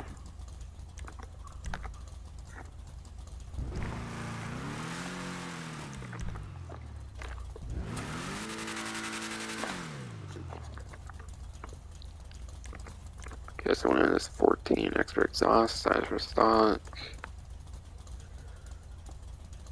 Chrome, big bore, up sweat, central. Okay, and there's an upset central, which kind of seems to combine these two, it looks like. Baby Singer, Big Bore Singer. Perhaps Big Bore Singer combines like Big Bore and like Baby Singer kind of. Upswept Stinger, maybe Upsweat and Stinger kind of combination there. Side Stinger.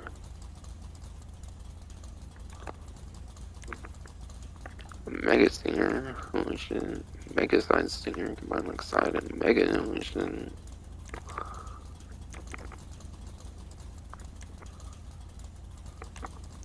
Or blast pipes. Or wrapped, I mean not worm, but wrapped. Whoa! Quad Stingers, holy shit. That is a tight zone. Whoa! Fucking 8 things on this one. Mega zoom is. Like, damn. I'll show like a nude look of all kind of.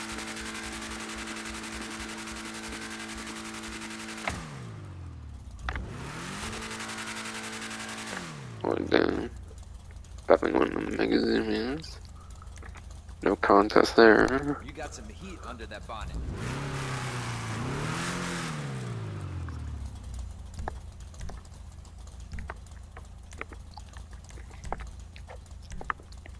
Alright, hood accessories. Okay, so you do get that adventure kit from the regular one apparently. And then you get 10 other ones as well.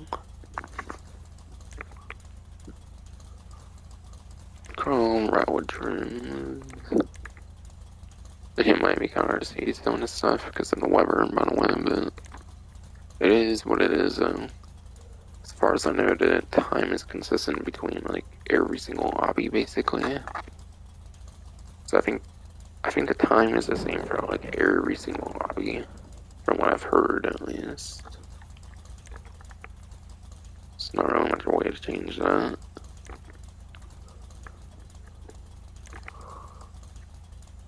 Horn. Okay, red, green, blue, and yellow deflectors. So it's similar to some of the headlights from earlier.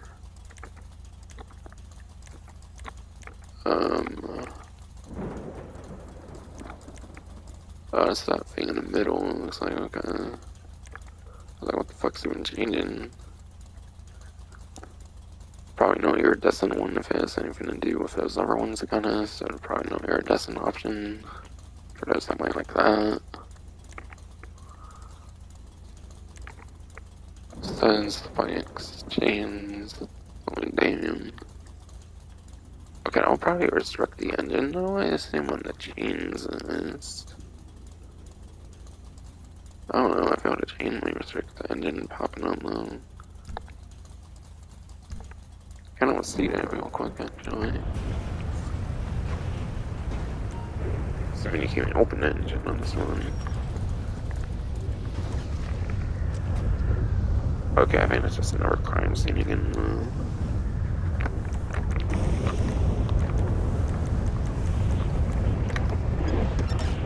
Okay, and then opens up. Whoa, there's a bit of a tire in there. Kind of cool. So if you do that, you might restrict that. I don't know. I kind of want to try it, to be honest.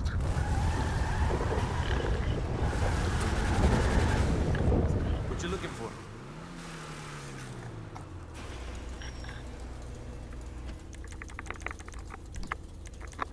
Honestly, these chains are just so cool, and I almost don't want to pass up on them now. That's the It's look. only like 5,000 anyways, not that much. I assume they would, just by the look of it. I don't know, no.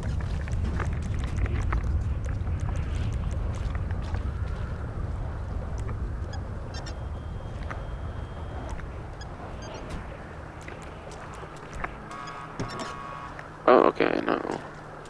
That does not kind of look like it, in my opinion, but apparently you can do the hit chains or whatever, and it will still be completely fine.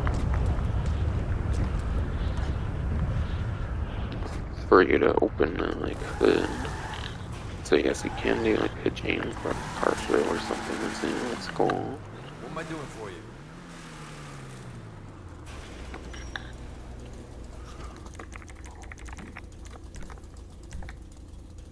I'm definitely sticking to the hit chains. No contest there, I would say.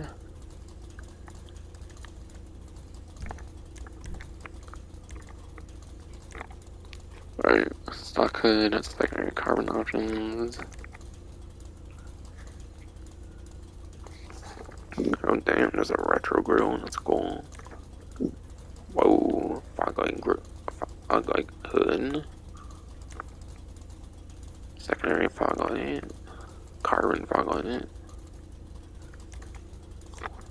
Twin vented. Okay, so yeah, fog light has free options, it looks like. Twin vented. And a whole damn hot rodded. I like the fucking patterns and stuff on that one. Honestly, I'm gonna do hot rodded. That's what you was looking for.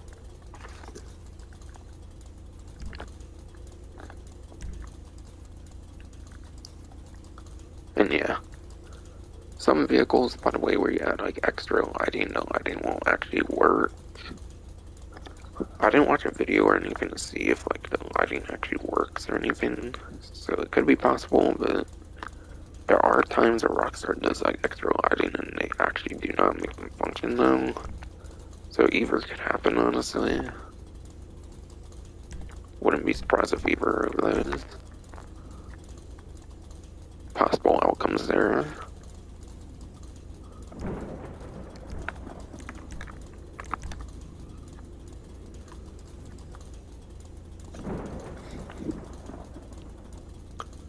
I could go Halloween loop, but I think those are just limited time only horns, pretty much obviously here, so.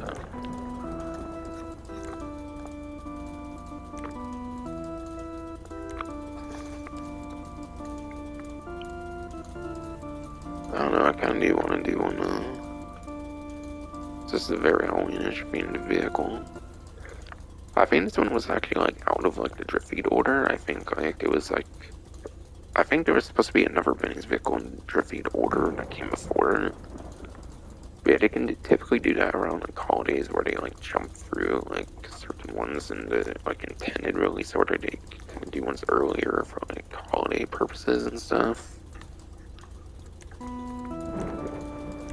I got to install another. I think it was like a Sentinel custom thing before this one or something, if I remember in the drift feed order. I could be wrong though. Maybe this was before that. I want to say there was another one like a Sentinel wide body, whatever, before it.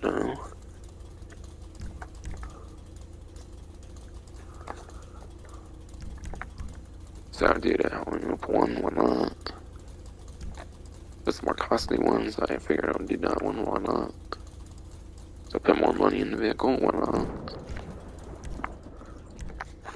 Okay, seats.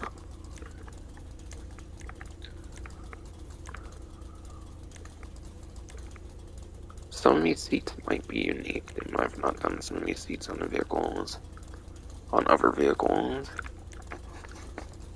At least the World War II bomber seat, though, I think they've done that on, like, just the Land Van Custom, though, for example. So I think this is the Land Van Custom, for example, actually has, like, the World War II bomber seats, at least. Maybe some of these other ones as well. I imagine so.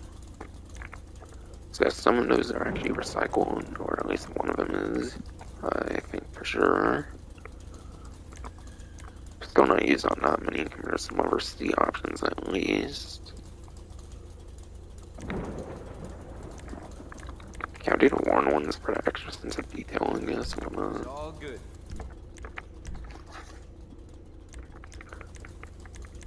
Looks like you just get typical wheel options here. Nothing unique or fancy here, it looks like.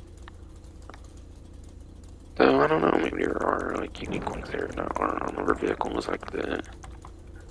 I know regular chain link... I know you can get regular chain link on other vehicles. But yeah, I'm not sure if you can get Rat Rod and, like, chain link number 2 on other vehicles. These might be 2 new steering wheels here that they might have never used on other vehicles before. The Cruiser might be, like, the last one that's typically on other, like, lowrider, like, Benny vehicles. So this, and this might be the most unique ones here. So I'd say either one of these two would probably be the best here. Go with the hood chains, I'm going with the chain link 2.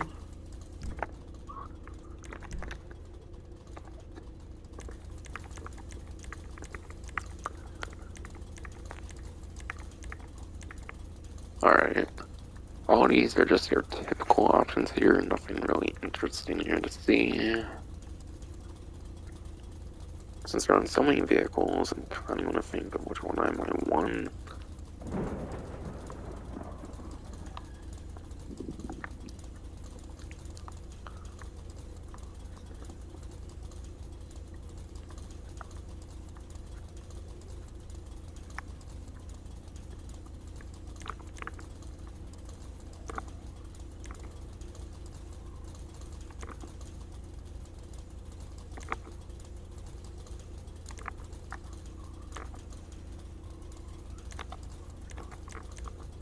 Just got a skull with its own thing down to the 2 Buku, whatever, whatnot. To be honest, I'm doing it because of, like, the B and, like, BF, to be honest, whatnot. It's kind of a study I have, because they're so repeated on these, like, Benny's vehicles. That's kind of the way I do it off the name of the vehicle, kind of.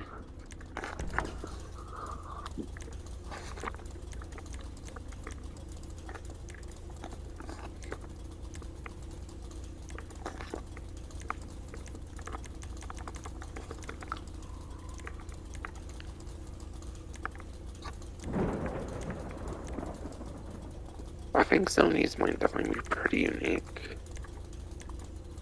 Maybe there's like 1 or 2 that could maybe copy paste, but I think there's some of them pretty unique ones over here.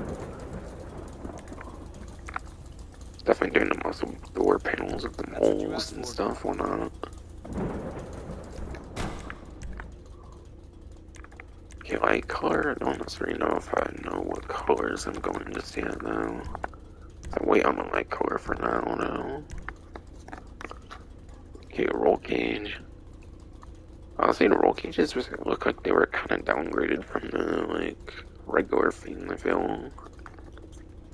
There's probably more unique roll cages, judging by the name, for the regular BF Weevil, the compact one. I feel these ones are named like the typical, like, Benny's vehicle now. I don't feel they're going to be all that unique, unfortunately, to be honest. Sturdy cage might not be a usual one, but I feel all these other ones are pretty usual options you see, though.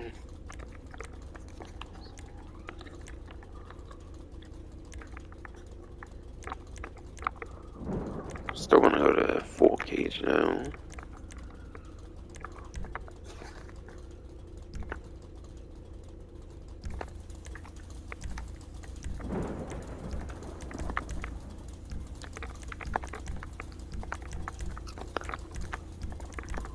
I'm not sure about that part yet.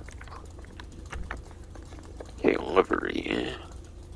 Okay, there's 16 liveries on here. I think the previous amount was like 16, but 15 really because of none. So it looks like you only get one new livery. Doesn't mean you can do all the previous liveries from the regular Weevil, and that would only leave one new livery, but maybe there's certain ones from the regular one you actually cannot do, for all I know. Evil Weevil is on here now. But I actually took it away when I upgraded it, apparently, so I'd have to reapply if I wanted to. I feel these flame ones might not be on the regular Weevil though, if I were to take an educated guess though. Honestly, I didn't really pay too much attention to, like, liveries on the Weevil though, because I really wanted to get into the new one, obviously, but yeah.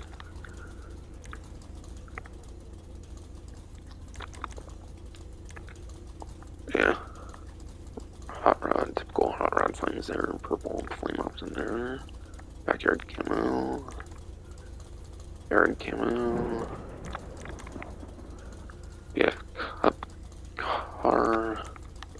It's probably the simplest delivery on here, I would say, so far, for those that kind of like the more simple builds on these vehicles and whatnot. Stronzo Racing is a bit more of a complicated one there. Definitely not as complex as some of these other ones, but still kinda. There's Evil Weevil from earlier, that's basically on the other Weevil and this new Weevil custom now. Barn Field, which turns it completely rusty. Forgotten Racer. Looks like it's BF Cup car on top of rustiness there. Beatnik beater, rusty stuff with flowers on it. Whoa, tie-dye makes it all hella colorful. That's very cool. Flower power.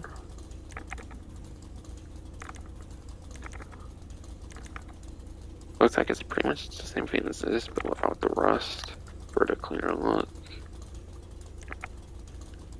Love Machine. I want to say Love Machine is actually the livery you get if you like obtain the free BF Weevil from like the English Dave, like DJ request missions. I think it's the same livery on English Dave's. I think it's the same livery on English Dave's Weevil here for Love Machine. You can do down here as well. You might need to reapply though, because I took my Evil Weevil away when I turned it into the custom now. So you have to decide if you want to do it again or not. Peace, man. Never like hipster kind of livery with the flowery stuff and whatnot. Or whatever all.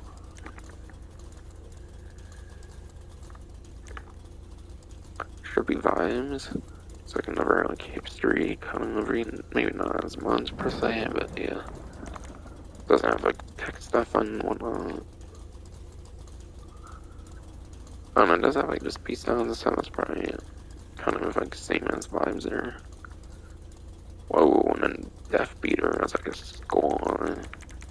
Shame you only get a rusty option on it now. Would be cool if there's a clean option on it, to be honest. Honestly, I'm thinking either that. I do like it though, even though there's a rust on it. I do feel it's pretty fitting, so I'm considering doing this.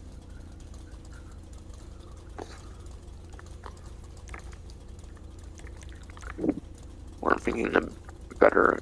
I'm thinking the other couple good ones would be the Hot Rod ones here.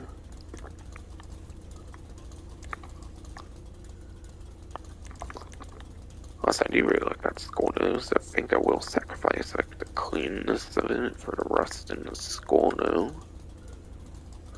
Make it Halloween themed here.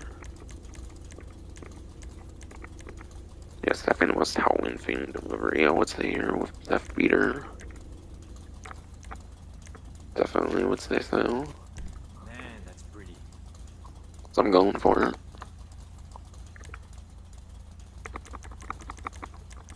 I think I might know what cars I want to do now. Kinda. So actually start with the respray first, I think. And then I do the other ones before, like afterward.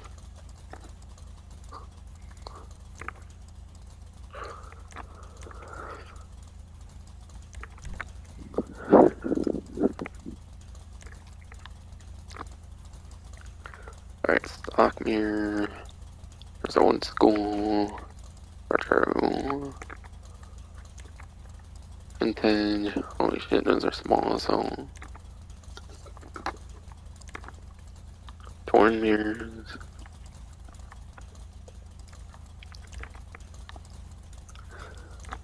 Low mirrors. Bullet mirror. Skeletal mirror.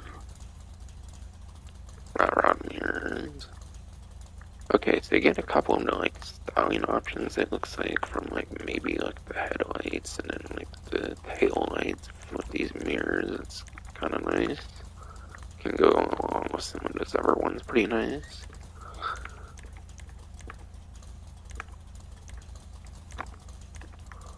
I'm gonna go to those rod ones, why not?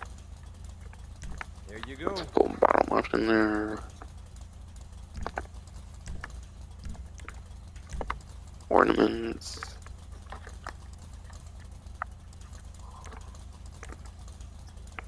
Oh, you can put a BF hood mount on there, that's cool. Ooh, a vintage one that stands up there. Red skull. Yeah, you can put a fucking diamond on this one. Holy shit, it's cool. Skull hood number 2. Might just change the look there, perhaps. Reaper hood mount again. It's kind of hard to see much detail on it though. It's quite dark and whatnot. I feel it's harder to see some of the detail compared to the skull ones though. Ooh, cow skull. Gotta have something like that on this kind of vehicle. Hot rod skull. Oh, damn. Gotta go with those hot rod liveries. Also, there's a skull on this livery, so.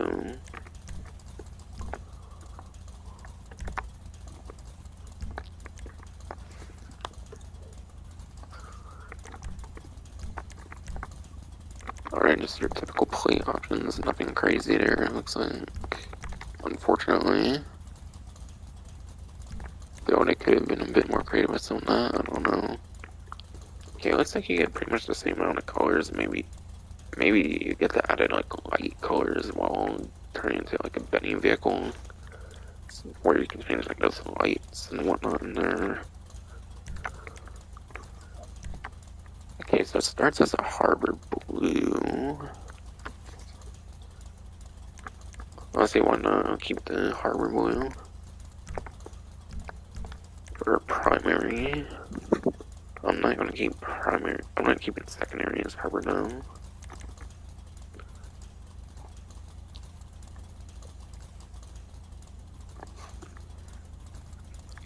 Wait, I was thinking purple, like the purple flames, kinda, but I'm not doing the purple flame now. I already chose this livery. Or maybe there's a different reason I'm thinking of it, I don't know. I don't know if I think of some different like build and I might ditch the harbor blue now. But because it started with harbor blue, it's Simeon's, I'm gonna keep it at least for primary.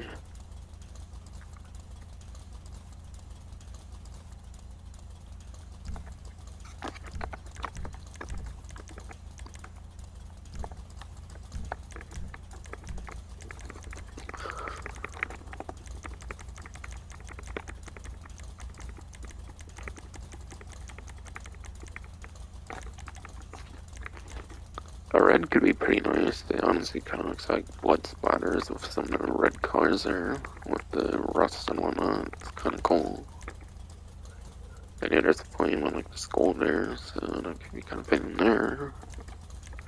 Blue would be a pretty good contrast to red, kinda, I feel. Would be another good one with harbor blue though, I'm not sure per se.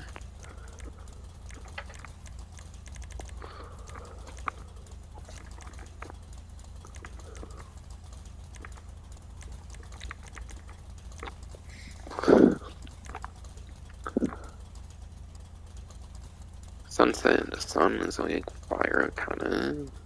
Maybe sunset I'm considering, I don't know. blaze red, I think would be more of an interesting one though. So it's a bit more of a nice brighter one. I know harbor blue is a pretty interesting, like blue. Harbor blue is not blue I typically use, so to continue the theme of like certain colors I don't typically use, I guess I will go the... Yeah, I'll go with sunset red, why not?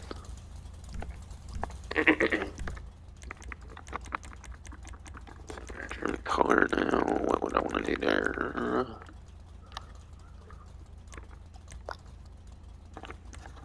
Blue and red make purple, so maybe I'll go with purple trim, I don't know.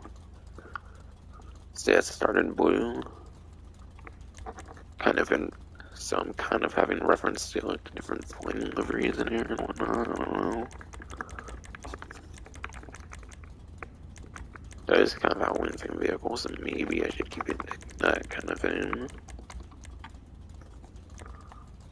Okay, the outsides are kind of rusted, so maybe a brown could be fitting inside as well, because the inside's pretty clean compared to the outside, I would say, so far at least.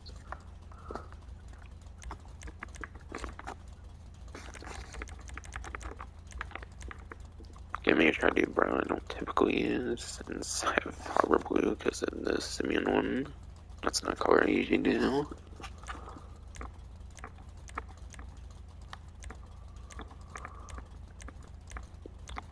Not really sure what much of a fall theme one right away is.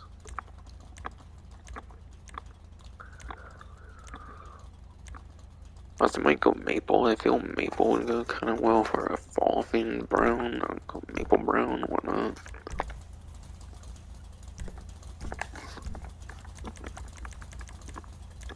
Back the interior for that light color, which means the one color has over the regular Weevil so far. Probably all together, I assume. Okay, I did brown. I wouldn't mind doing another brown. I don't know, maybe I do purple for the light color because it's not as prevalent as like it would be for trim. So I did kind of want to go with purple for some reason. Okay, I'm not doing chapter purple because chapter is like a certain like vehicle name in the game. I don't know. Be a bit of a contrast, I feel.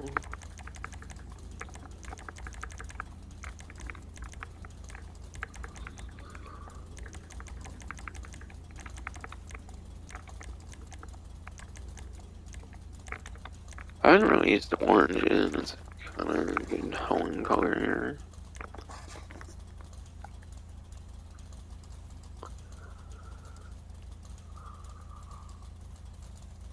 And black's one of the most simple colors. I kind of want to go black when it comes to trim, so I feel brown's kind of a good substitute, even though it might not be the most like Halloween themed.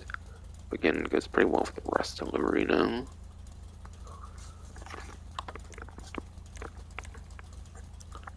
Okay, I did sunset, so I might do sunrise orange on the light color.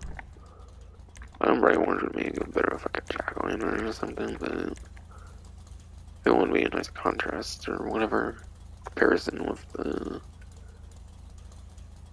red that I chose for secondary.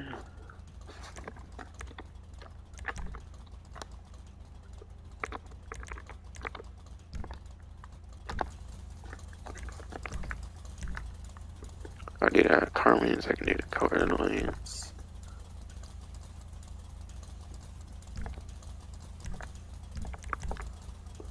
And yeah, when red secondary, I typically do neons off the secondary because I feel because of its being the second most prevalent color, I feel that's what it should be off of, and not like trim color and stuff, which I mainly have for inside. If that makes any sense. So I'll do the red on neon color. And same with colored lights as well.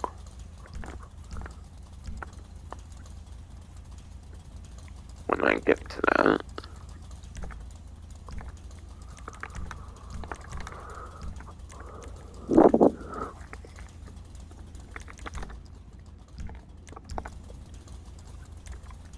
And yeah, I know I'm doing like least fitting like crew up on it, but I just slap it on every vehicle. Why not?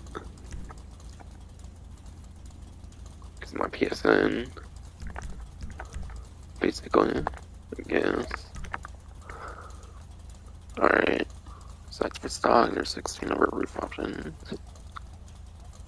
Okay, there's a good bunch of vintage racks, it looks like. There's this one, and then there's a couple other vintage ones, it looks like. So that's some of the main, like, types I'll see. A lot of rack and board, kinda.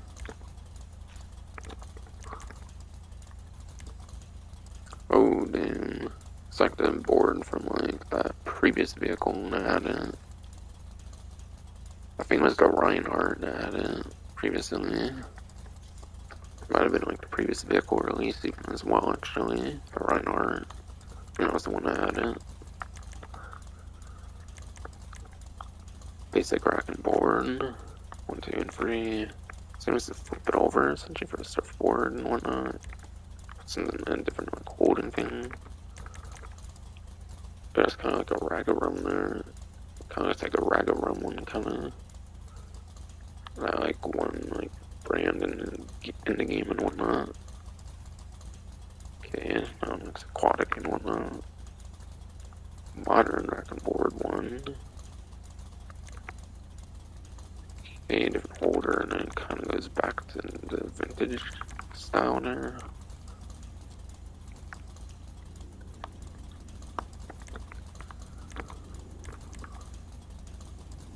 Different boards on this ones and some other ones, I would say. Look wise. Oh damn, there's even a fourth on that one, okay. Oh, friend for it, like luggage too, okay. Off-road rack. Definitely would go pretty well with the livery and stuff, I feel. Polished roof fin. Wait, where's that at?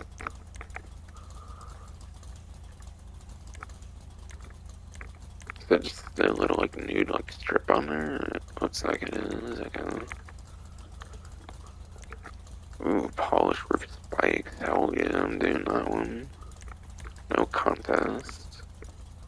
Since the surfboards would be very contrasting, I feel. Unless you do like those hipster liveries and stuff, I feel. But damn, it has like a mohawk on it. I don't know.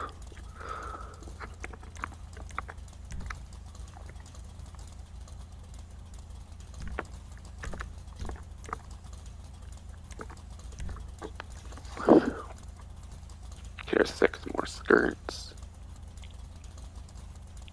Like 5 running boards of different kinds, and then off-road kit.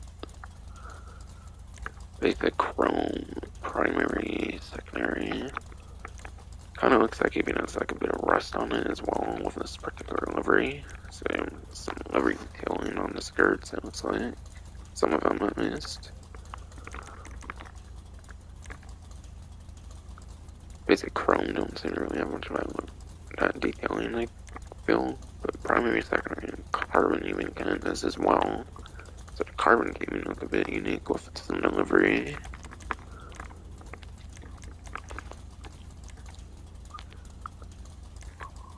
Okay, ooh, off-road kit with this like jerry cans. Just jerry cans, whatever, okay. Hell yeah. Tight. That's tight. Okay, just one on each side. Cool.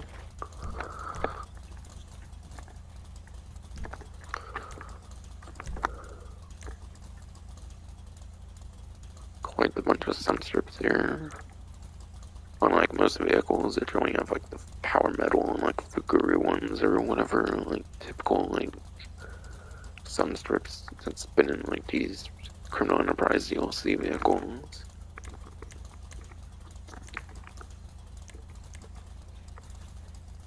It's kind of what you should expect from a vehicle like this though. Okay, red, green, blue, yellow. Again, it looks like the one they kind of skipped out on, like with those like tuner color like glass wings from before is like the iridescence. They cannot reason to do iridescent here again. For some reason. Postural visor. The painted one is more rustic. It's the inside that counts.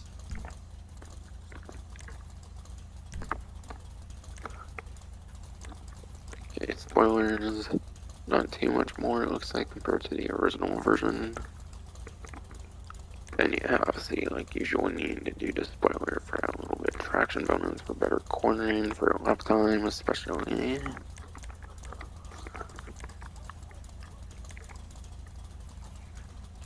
Okay, interesting ducktail winner. Okay, GT wing. Okay, there's 4 different drag wings here. Primary carbon, primary drag, and a carbon drag as well. I like how this one's like fully touched vehicle, and it's pretty cool. Whoa, that one's insane though. For race win. I gotta go absolutely insane here. I don't like it would maybe look better like with the rustiness and stuff, not to be as sporty of a like spoiler, but I like to go wild with my vehicles. I don't really care too much. Race wing it is.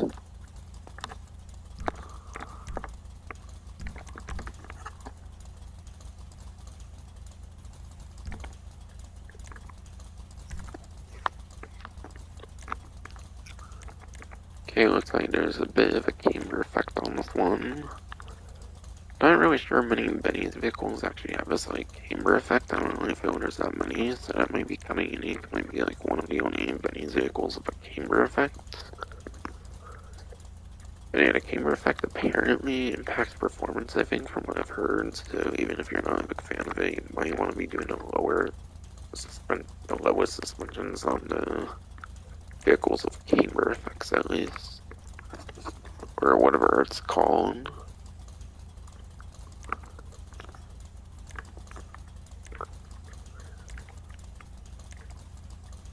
Just comparing all of them there. Oh yeah, going to the lowest and the low.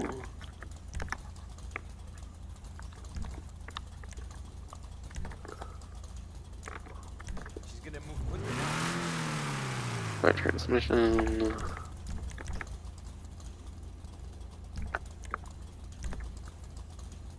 Turbo. No.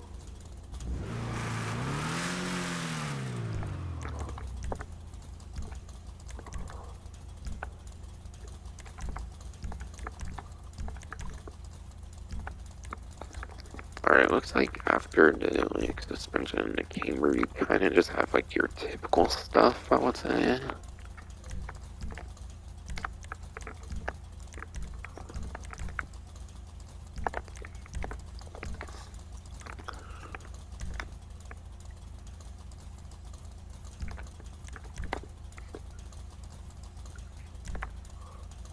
Alright, and yeah, being a Benny's vehicle, you have access to Benny wheels if you want to go crazy with the wheels as well.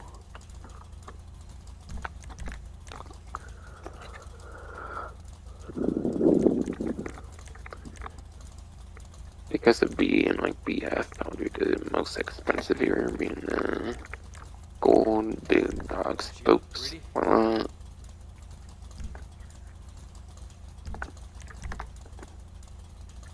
And now do the color off of secondary color, so that was sunset red.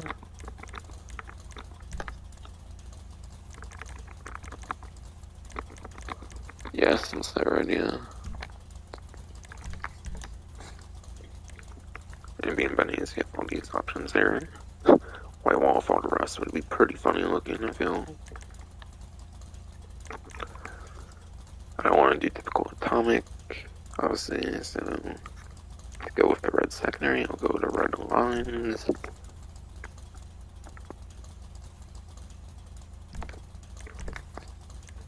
Tires got armor now. Line, bulletproof tires. Red secondary, so red tire smoke.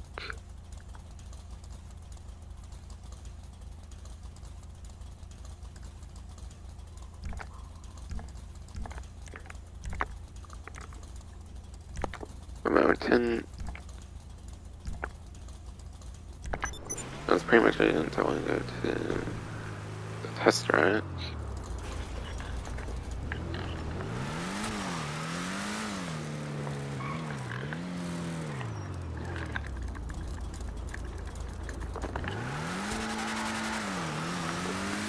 See this crazy fucking top speed. Apparently, it's the best top speed aside for HSW, and best top speed aside for rocket boosting in HSW, apparently.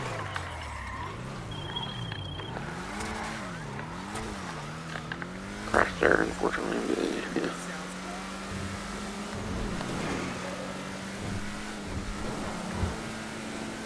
Yeah, apparently this is the best like top speed for a regular non-rocket boost, non-HSW vehicle. Beats the Pariah now, apparently previously held the record. Oh shit. Damn, that was fun. I know I still haven't dropped yet, that's cool. And I gotta try to wheel it. Oh, man, I can't barely even do a wheelie, at least have maximum throttle or something.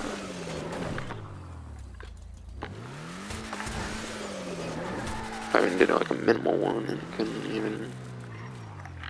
Guess that's the sacrifices of fully customizing it. Should have tried it before I did upgrades, but it's kind of pretty funny seeing it like that though.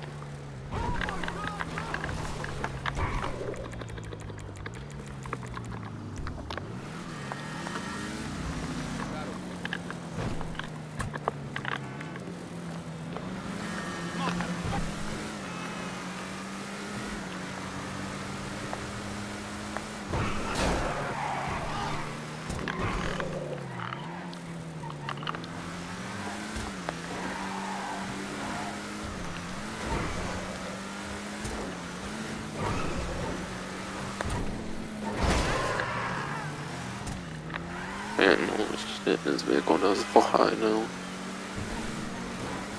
This is like one of the best top speeds of the entire game now. As I've been saying. Apparently, from roughly 152.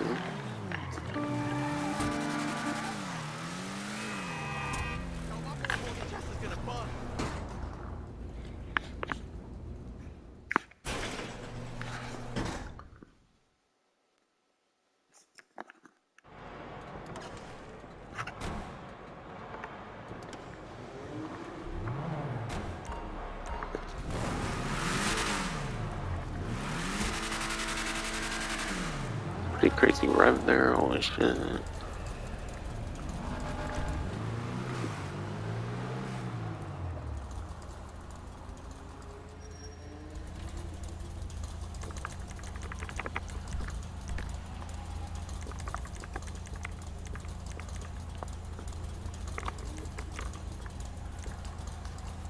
I'm not sure if like I'm not sure if the headlight on there actually lets the color downlights go through, but just in case I'm still gonna get it though. I think I was kind of seeing some light through there, so it might still be able to show up, but it just doesn't show the greatest like when you customize it here.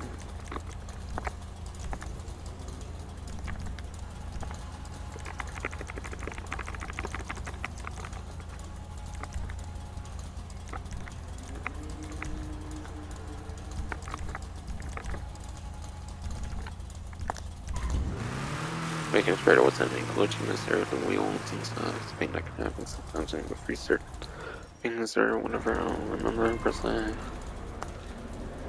At least I didn't know to say, but yeah.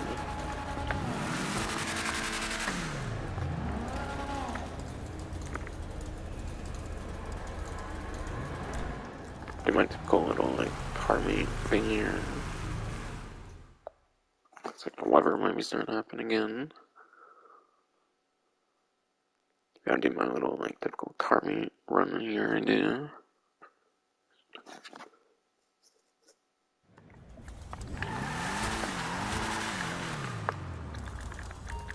Oh yeah, it's very noticeable. Wait. Sometimes don't let me do the regular ones, just some bright lights and it's like interesting. Not sure if that's a feature of the headlight or if it's like the lever. I don't know. Maybe it's the lever, I'm not exactly sure. Might be just a feature of the light engine, so.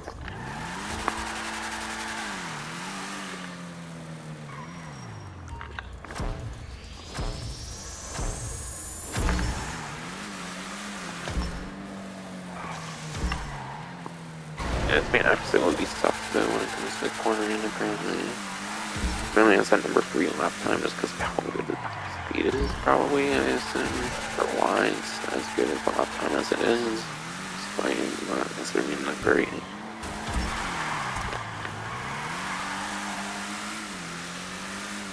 For like turning purposes at least. Gee. Top speed's so crazy, it's hard. Polish and fucking might not be the greatest at testing stuff. Again, this is probably mainly top speed just because of how like crazy impressive it is for the milestone it's set.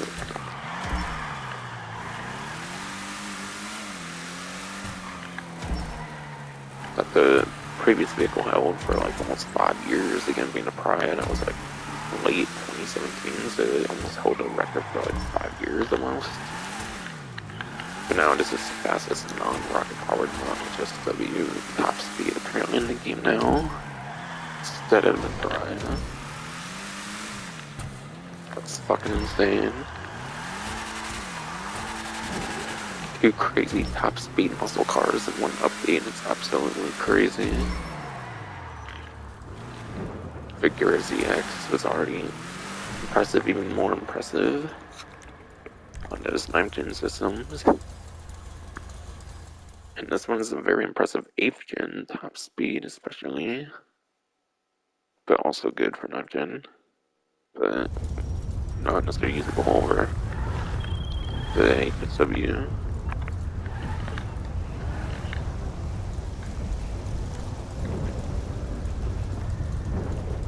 Might go over to the airport, wanna do a little like top speed showcase there. Since I've been bragging a lot about top speed, might as well do that extra test as well. Even for a non-HSW vehicle, where I typically reserve after HSW vehicles, but in this case, it's so damn good apparently.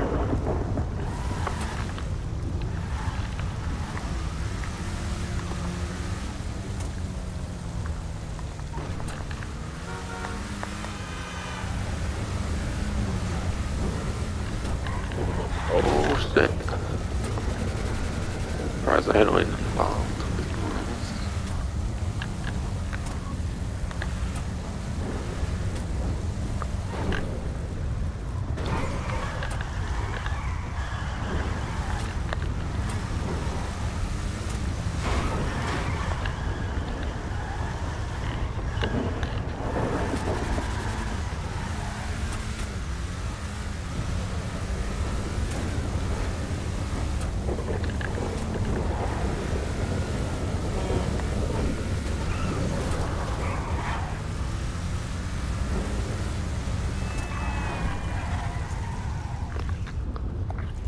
Just over 2 hours straight now because of customizing this and whatnot, and I like to go very in-depth with customization, so I take my time with it, typically on customization, so it's...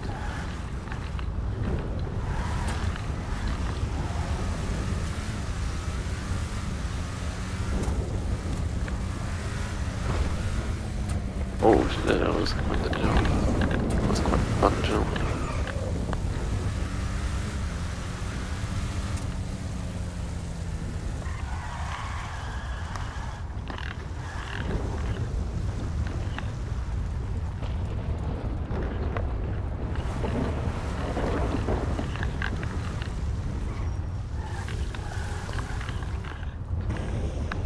And yeah, this isn't no serious test, I'm not like, do not have like, not like timing it or anything, like myself, super seriously or anything. Yeah, I'm not Bruffy, so I'm not gonna compare or anything. I'm not gonna compare to the Legend, not Bruffy 132 is, no, this is better. My top speed into fucking pariah apparently. Oh, shit.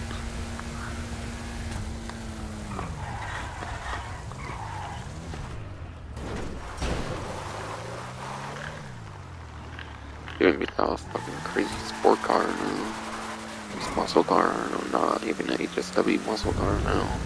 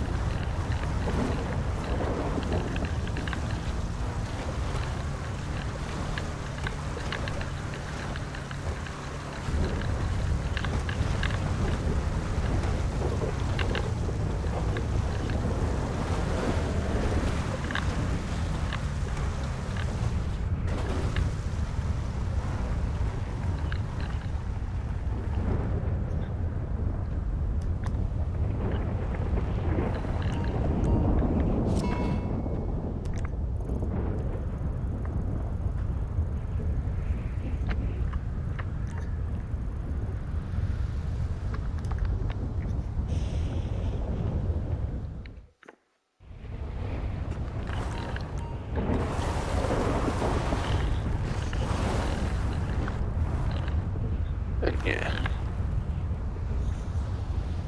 Being a muscle car here, I might have more time for this one here. But yeah.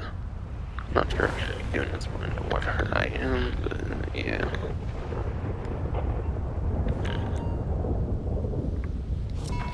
So I can over like 6 to 10 minutes of it, I think. Oh, I don't know why I did that again. Alright, please.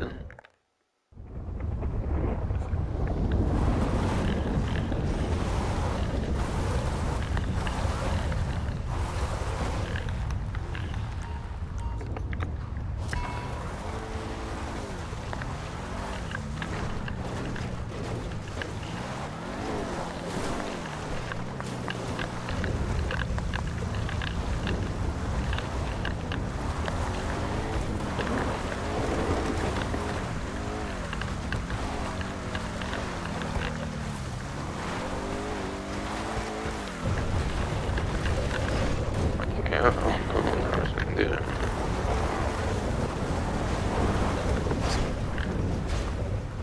As far as not nice for this.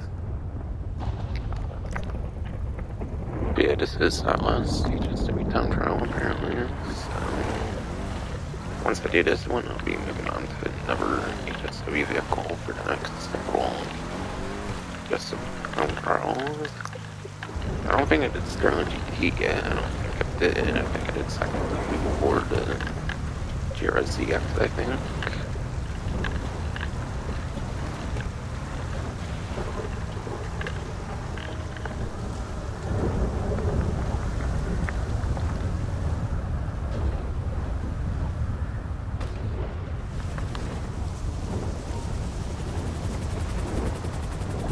I'm thinking I'll do this Sterling GT HSW. I don't think I've done that for the HSW time trials yet. Since this one, it's the other one of the HSW vehicles in the latest update.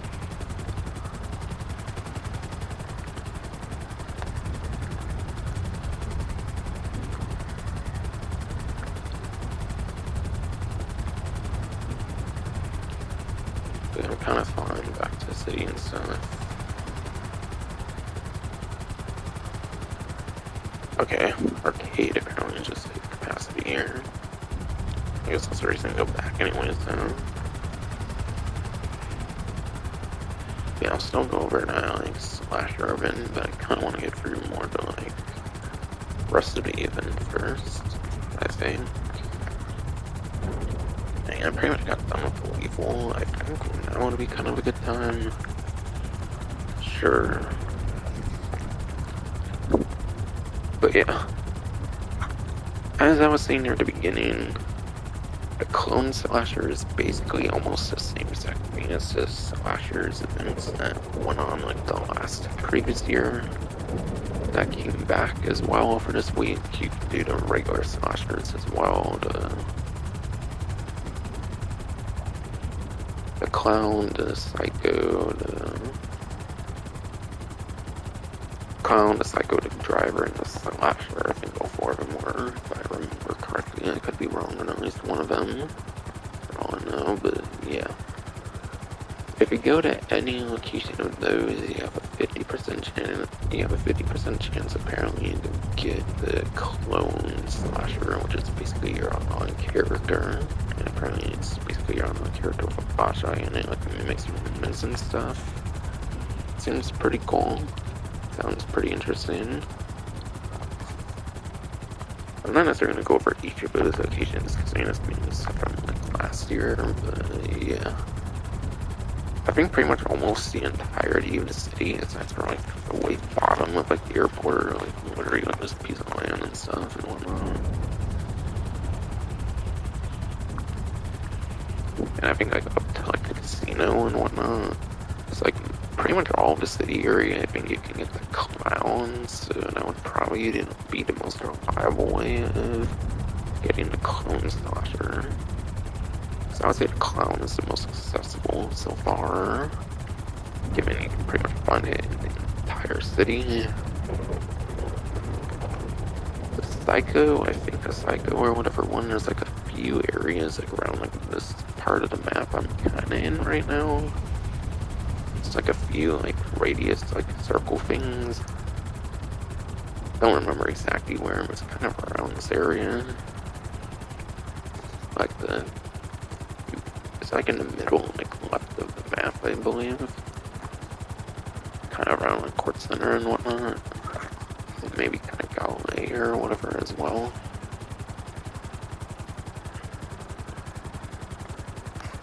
Then there's a driver, which has like two particular areas of spawning. One kind of overlaps with the clown though, and that would be at like the arena. I think the arena over here, you can get the driver.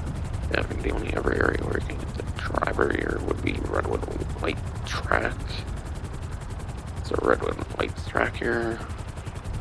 You should also be able to get the driver over there. It's probably the best area to get the driver, even if it doesn't overlap with the clown like the other one. And then, yeah, there's a slasher. Aside from the clown, I would say the slasher is probably the other most obtainable one. And that's pretty much in the entire, like, north part of the map, mainly Pleadum Bay.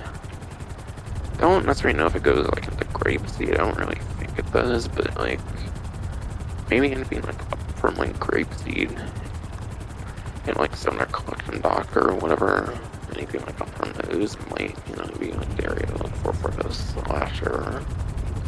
Slasher might have even been like by the wheat farm here, so maybe it actually does go into the Grapeseed too. Either way, I recommend checking out GT series videos. They have a really good video on that.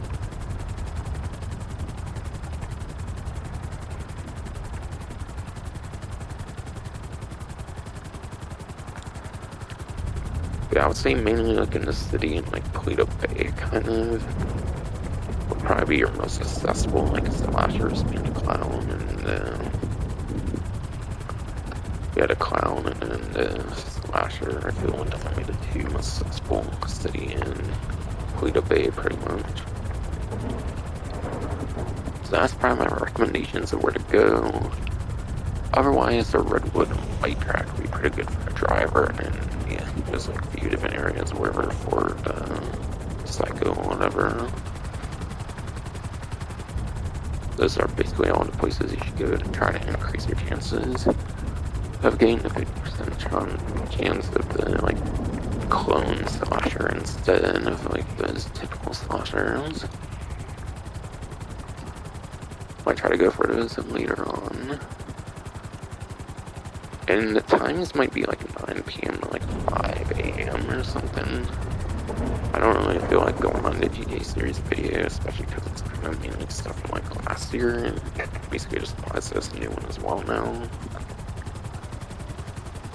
But it might be like 5 p.m. to, might be like 9 p.m. to 5 a.m. because you might have like 8 like in-game hours basically to look for that.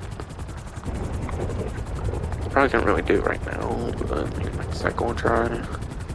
Depending on like how much I'm done with like the rest of the season stuff.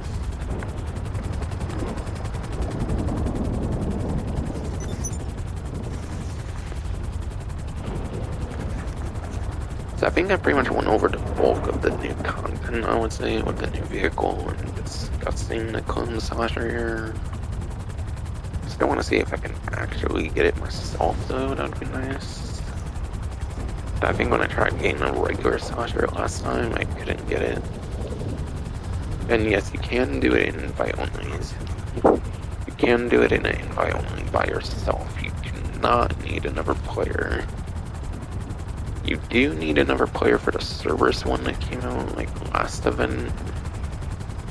But this one you should seemingly be able to do it in a solo invite only lobby, so you should be fine regardless of player count and regardless of like lobby type for the most part.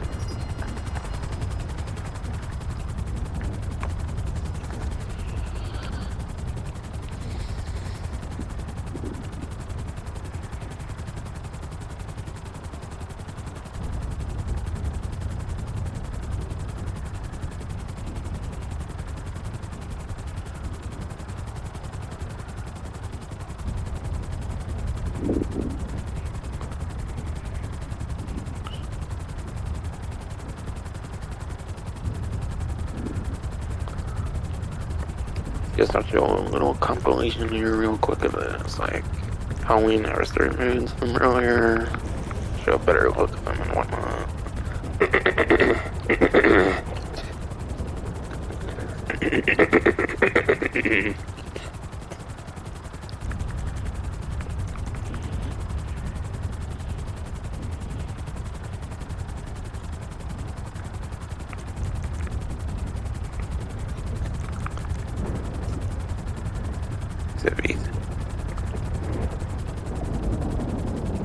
So yeah, Beast versus Slasher, 1 for 5.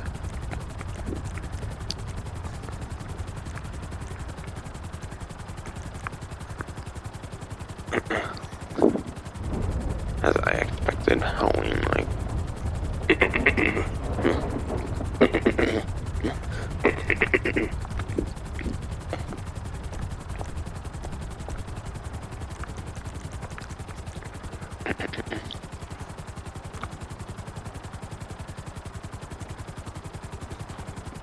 But yeah, as I expected, Halloween Bunker series pretty much just includes Slasher. Come Out to Play returns for this week at least. It could be vaulted by the end of November for Come Out to Play, or beginning of November. If I said end, that meant beginning.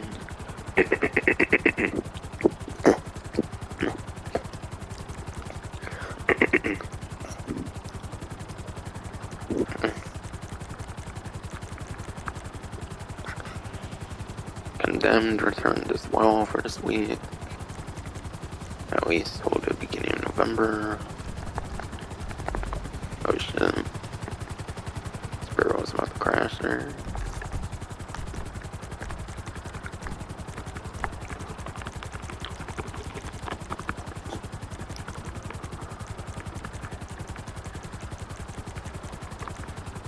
Again, any interior should be able to do Slasher on Emily Opportunity in particular. But I wouldn't concentrate on those again because the interior versions are actually available for a limited time only for the more typical interiors, not the more unique interiors that are in the regular Slasher though. Regular Slasher is still limited time only though.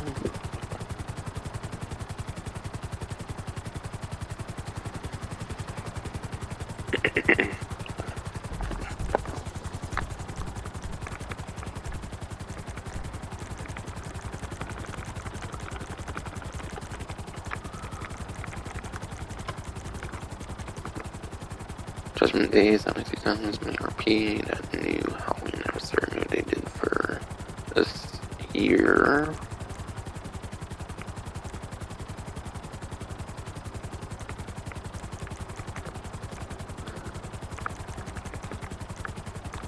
And yeah, Lost vs. Damned, 1 for 7 in returns for at least this week.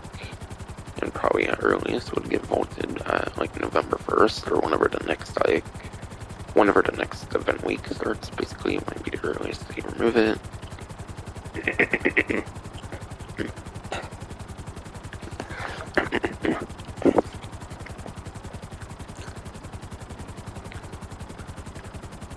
So that's on 2 times my ERP.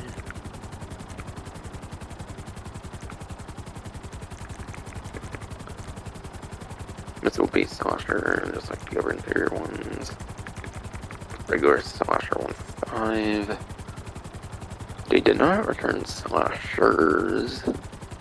Yeah, there's a Slashers game mode with plural S, I believe, for Slashers. That was a Halloween mode they did not return, I believe. So not every Halloween mode returned, but maybe a bulk, like huge majority of them did. Why I wish they wouldn't vault content, because Rockstar probably forgets about, like, every little mode. So they might have forgot about Slashers, for all I know. Or they just didn't want to return or something, I don't know.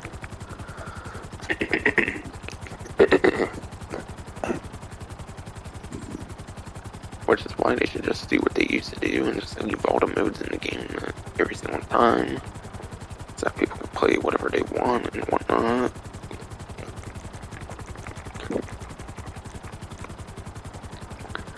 And yeah, that's pretty much a rehash of all of them there.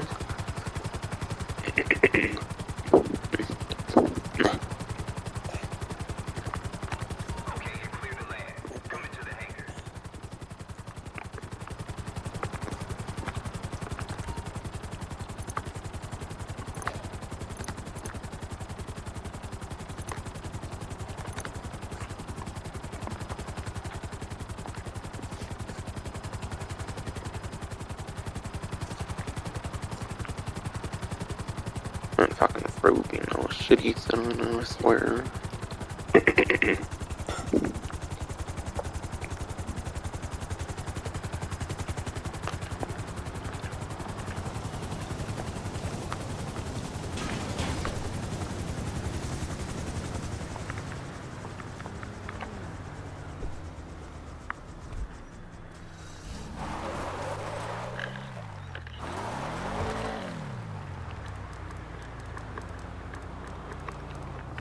Yeah, better try and do this as soon as I can before the whoever comes back, basically.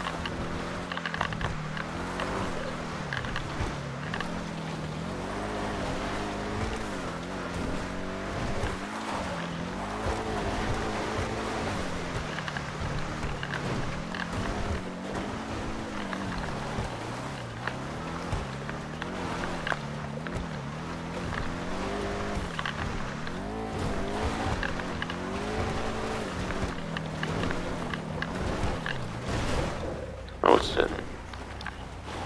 Didn't fuck me up too much per se, so it should be fun still, I think, so far as I can tell.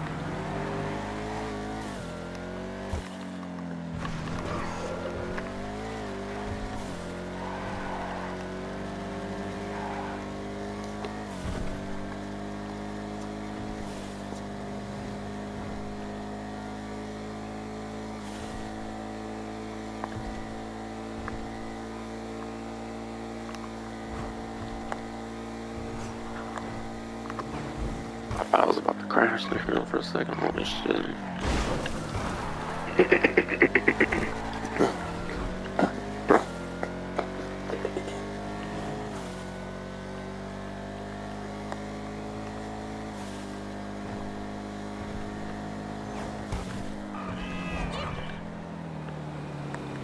I think over here you're gonna jump on train tracks, if I remember right. Over here. So that's why I'm doing that. Because I think a shortcut's better and whatnot.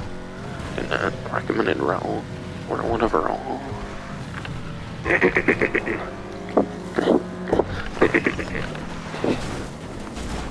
Oh shit, fuck no.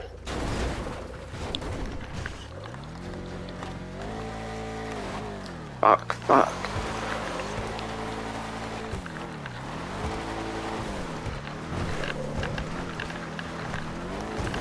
Apprentice.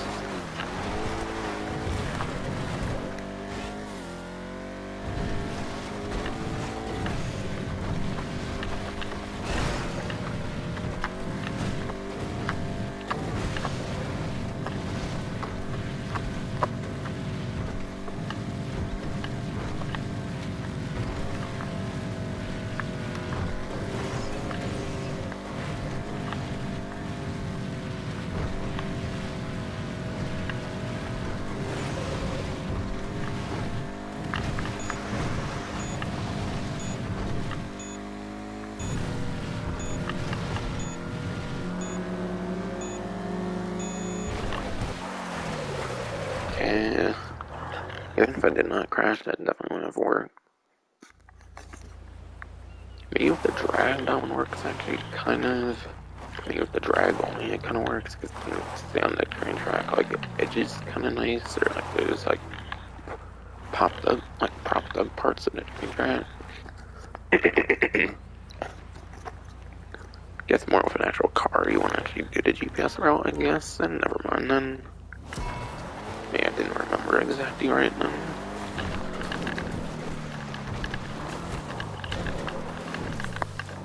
Yeah, that was not a good start.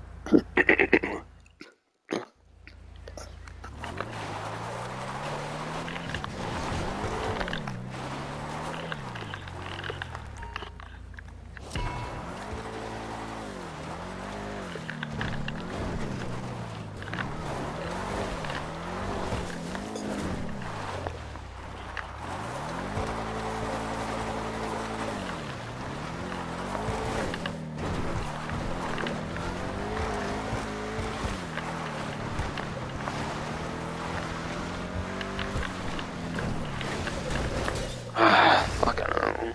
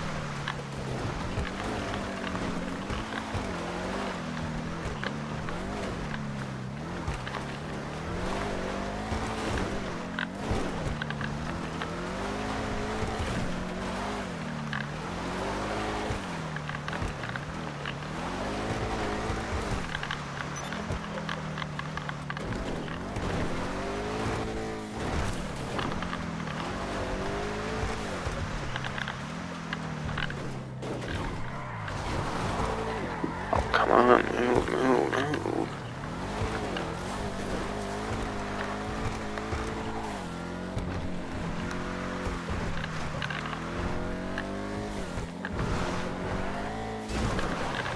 Oh, fuck.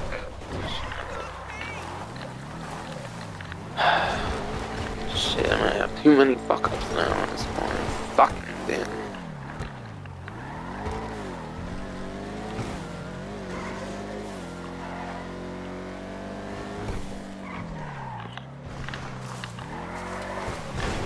Come on. I wasn't.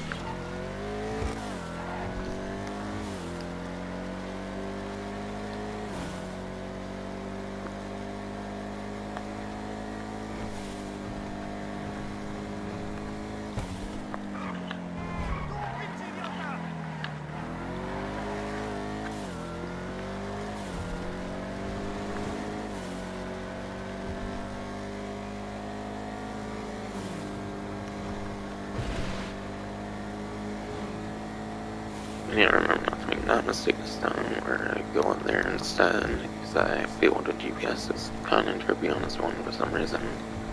I don't know, I think GPS is spot on this one if I remember. I think I might have just bought before, and like, it might have had to alter from it before. The unit's only more for the drag, because it can stay on the train tracks easier and whatnot. Like the parts that speed you up, I mean, because obviously a lot of that's dirt or some shit, I believe.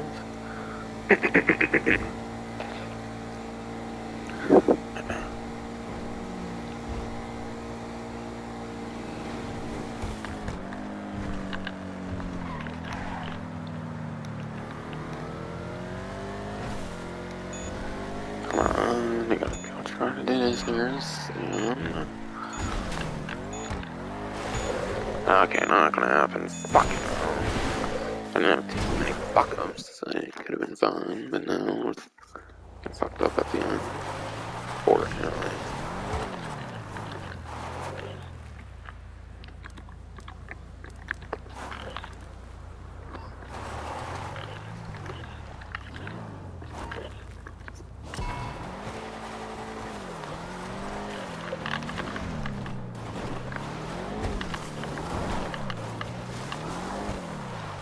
Come on.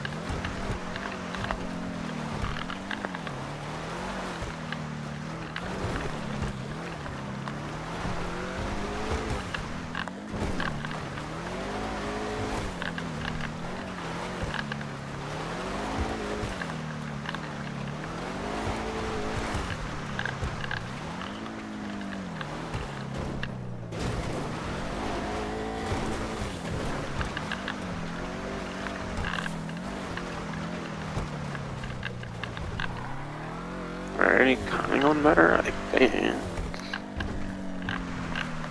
Before it jinxes or some shit.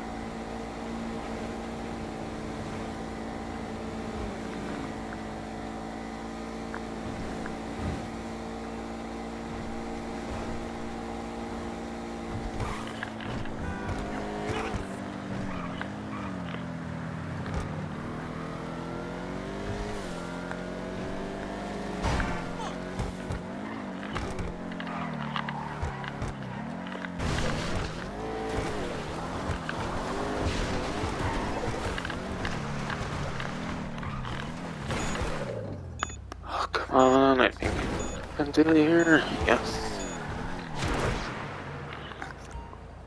Well, that might have been the smoothest one aside from me to drag, and it's the best top speed, like, vehicle in the game.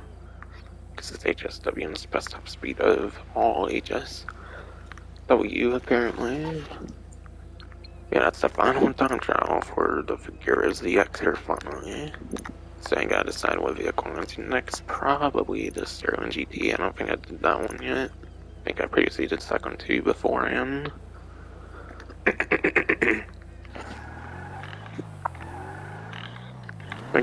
think I did the drag, Weaponized Ignis, second two, and then this, I think. So I think that's like 4 vehicles now I've done. Since I think that's all that's been possible, if I recall. I think Sterling GT will be the 5th of the HSW vehicles I'll be doing for these time trials.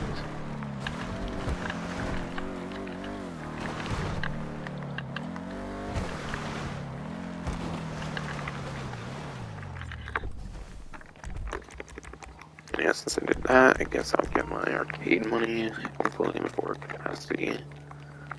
It's only 5,000, it's not a big deal, but compared to the other shit, but yeah.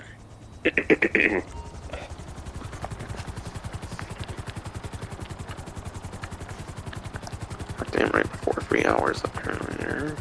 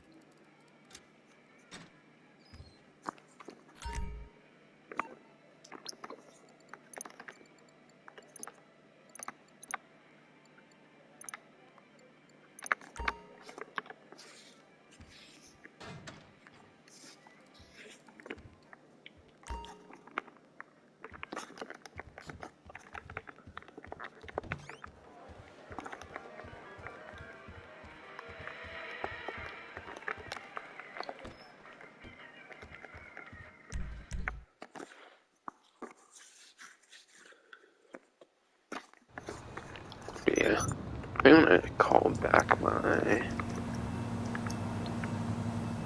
back my Weevil custom. I'm on the clock. What you want? Some wheels? Why not? Bring it by. Since I need to be in a regular vehicle for those. I need to be in a regular vehicle for those slashers and the new clone slasher as well.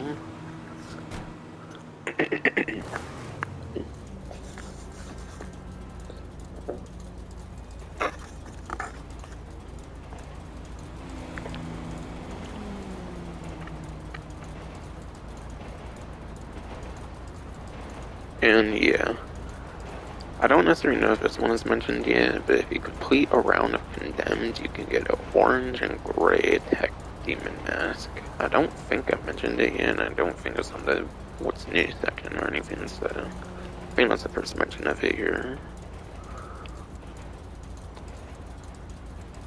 Could be wrong. Could be wrong about that though.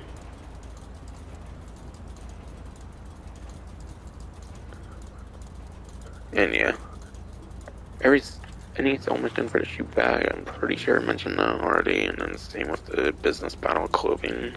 That was already mentioned for the what's new second, definitely. I didn't mention those anymore then. The HSW stuff and all. Premium Deluxe Motorsport, Luxury Autos. Have you read it? You've got to read it. For the coverage, Okay. coverage of the coverage. This money opportunity I didn't get to mention yet. Might be a bit better than the adversary modes, given there's the infinite waves where we can make a lot of money and whatnot for those infinite waves. And that will be in survivals, and that will be the alien survivals. So any of the 7 alien survivals will be on a 2 times money RP. And since they are some of the newer survivals, they should be eligible for the infinite waves. So therefore, I would say it's technically more worth doing in an adversary mode. So I feel we doing this in the adversary modes, I feel this would be the better money maker.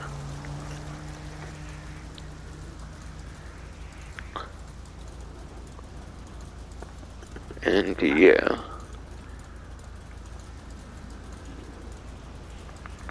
Given you have more limited weaponry in the like alien survivals compared to regular survivals, you're pretty much limited to all those like ray guns and whatnot, like the weapon atomizer, the widowmaker, and the hopebringer. Since you're pretty much limited to 2 weapons that actually consume ammo, and the ammo cost shouldn't necessarily be that good. There's some pretty reliable if there's some pretty reliable strategies that are known that you know about or something, then perhaps they can be pretty decent. I feel it has potential to be the best money opportunity for the event week here. I definitely feel it does. Since it's not necessarily that much of a super great one that you can do like all in free mode and whatnot this time around, I would say. I think all of them pretty much require you to go into separate lobbies for the money opportunity side of things.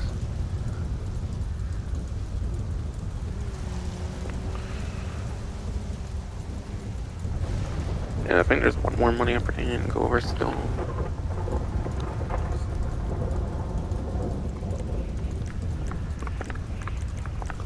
And that'll be Arena War.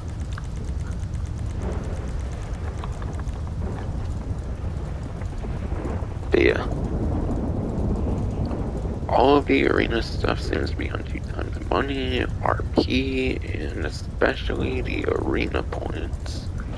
So if you're wanting to grind them arena points, this is definitely a better, good week to do it. It's because they barely do much of anything with the arena, unfortunately. It's something that they have on the... It's something they have on the back burner, pretty much. I say just because you can get the arena points alone makes them absolutely worth doing.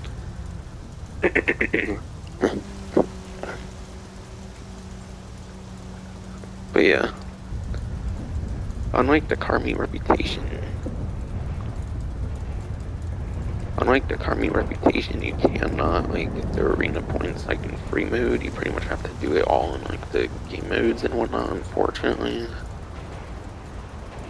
So just for the arena points alone, it's very worth doing. I would say it's definitely more worth doing in an adversary mode for money making and everything. I wouldn't say it's the best money maker, maybe the alien survivals, I would say it's the most potential again, but this one's definitely pretty alright too. Especially if you know how to play the modes right. Bomb ball, for example, you have to like get these like bomb like balls into like huge goals and whatnot. Cerberus is a pretty good recommendation.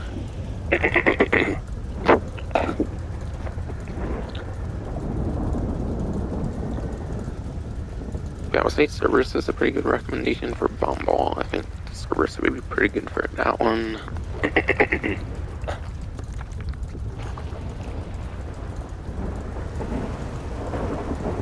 Because Cerberus is pretty good at blocking goals, so I think that gives the unique purpose of Cerberus there. More on that later, I believe. Buzzer Beater. Buzzer Beater limits you to the death bikes. The death bike's the only vehicle you can use. That makes the death bike very worth it. Carnage. Carnage vehicles like the Sasquatch, like the monster trucks that can go over vehicles, destroy shit. Scarab, I feel, could be kind of good for Carnage. That bike in certain circumstances as well, just as long as you don't run over a kinetic mine, which will pretty much insta kill you on a death bite.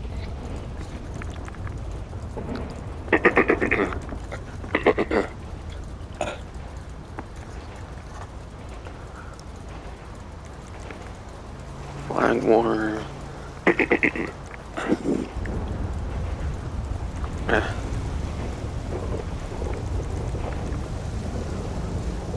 Yeah, Flag War. I don't really feel there's that great of a like thing here in Flag War, like a vehicle that's super good at Flag War. Besides for the general good like arena vehicles. So that'd be like the Death Bike. That's pretty good for most arena vehicle, for like most arena modes. And Death Bike in certain circumstances can be good if done well.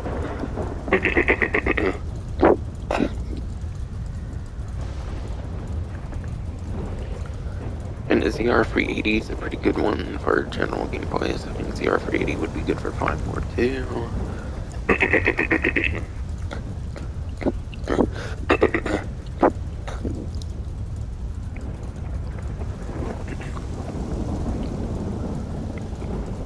I would say just your typical vehicle options, probably for Game Masters. So I would say again, like the Death Bike ZR380 could be some of the better ones. The ones that have the quicker speeds and whatnot. Here comes the monsters. That one requires you to do the Sasquatches and the Izzies. So those make those pretty worth it. Hot Bomb. It's like a hot potato kind of game or something, where you pass on a bomb. So again, probably the Death Bike and like CR380 for pretty good options. Death Bike's a more risk reward one again, because I connect mines.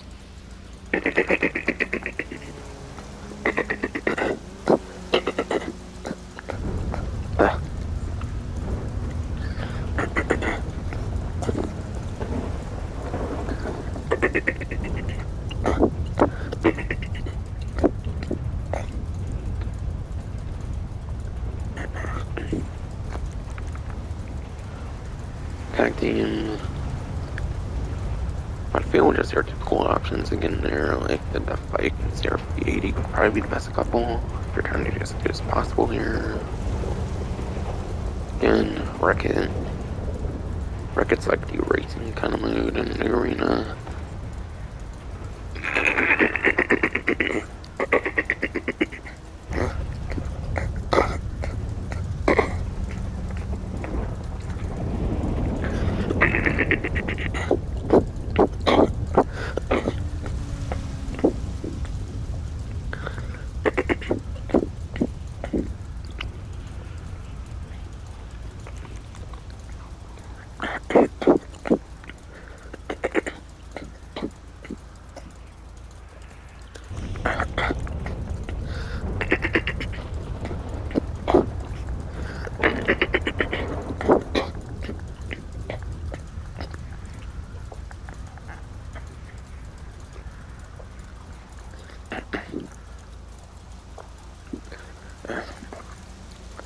Fucking damn it, shit.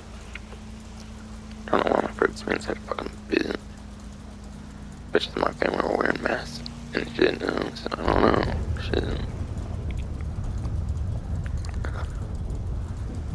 Better not be COVID number 2 for my ass. Fucking that shit. But yeah. Rocket's basically the racing mode of the game for Arena War. It's basically the racing mode of Arena War. So probably again your fastest options like Death Bike, CR380 typically. Death Bike more for risk reward if you want to take the risk. Otherwise CR380 probably. So there should be some pretty good vehicle recommendations for the most part, kinda.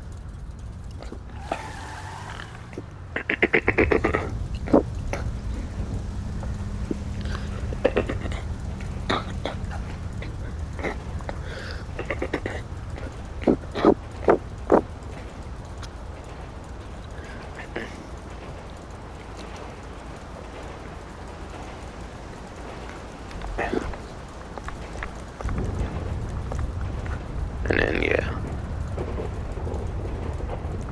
I don't know if I gave much recommendations for, like, what modes are kind of the best. I was kind of just a little, like, breakdown of each mode.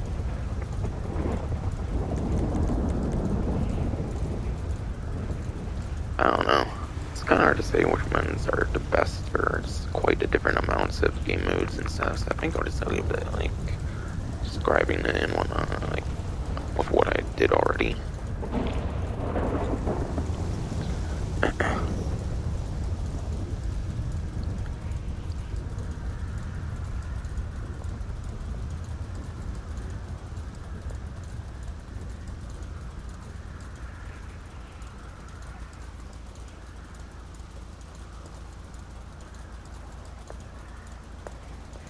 Yeah, I think it's just discounts aside for anything else that I need to do for free mode, like, gameplay wise.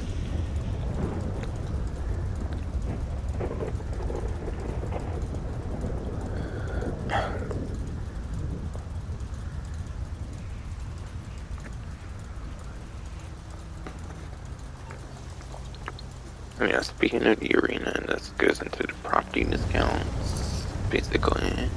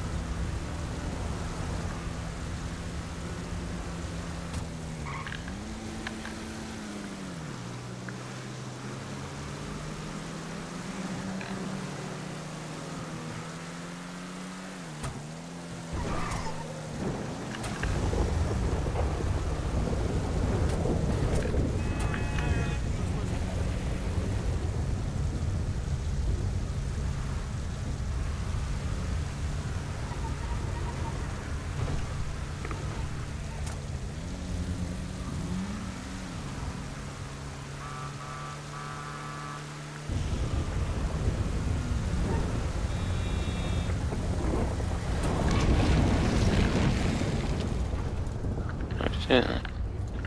Got one, it looks like.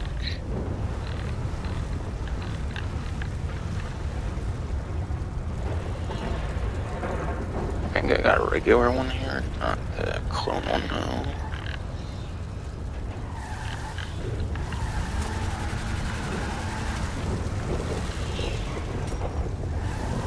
That's one on fire, that's gonna be interesting for the vehicle again.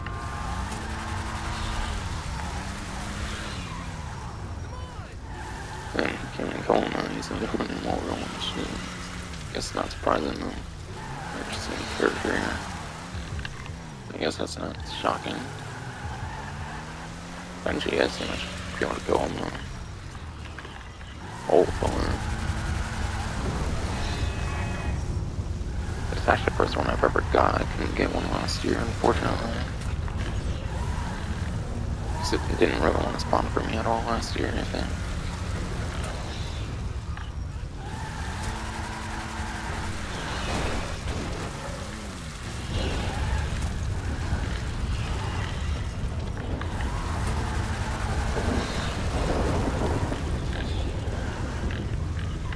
Insane shit right there.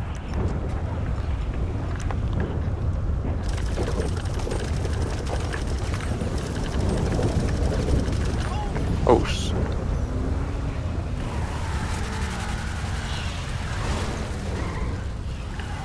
Fuck you. Almost want to get my RCV on this fucker. Shit. Where we come from? Okay, board. I want to try. Assume that would be a yeah, kinda.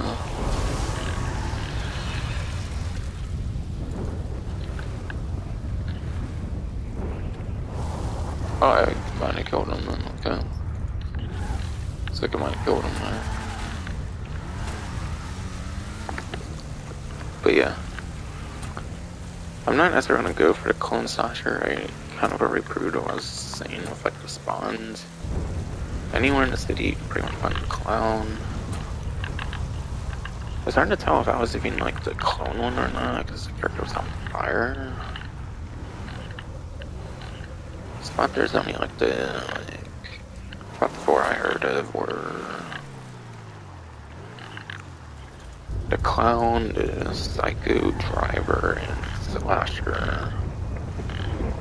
I don't think the psycho goes down here, I don't think.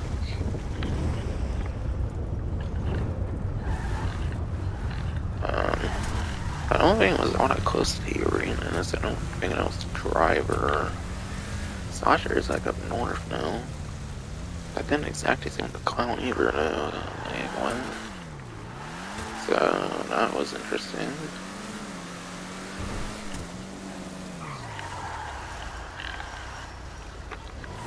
So maybe I'll try to go into one of these UFOs or something.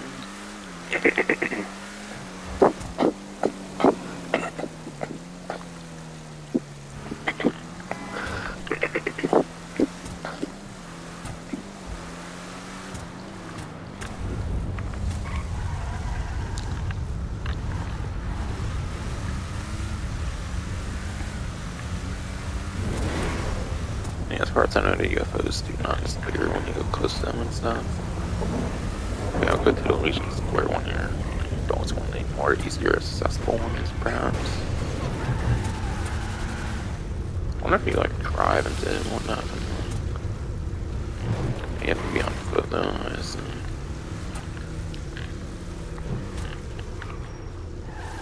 Trying to see like where it shines onto them.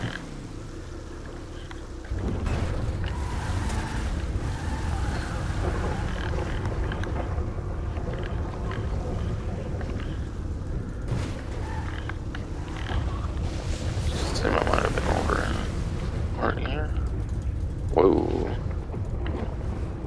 Is that water normal there? I forget. No, Legion Square. I just think so. I just get him Weber now.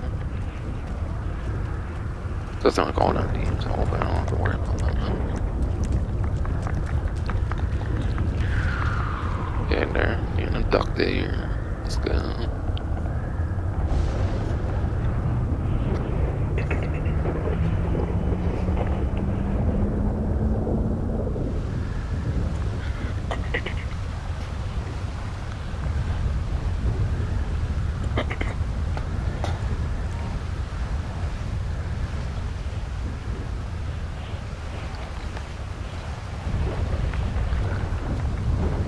Yeah, it took me over to here, but yeah.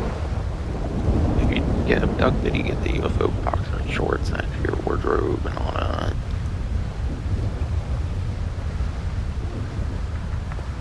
Not sure if it even gives you like that UFO tattoo, and I think they might have released in a cover way previously.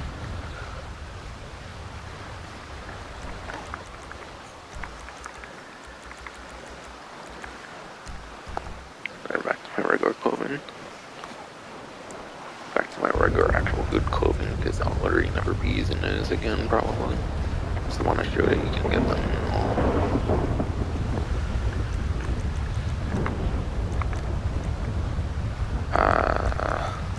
Would have been handy to have that there. Get some more use of the crazy top speed vehicle here without HSW in.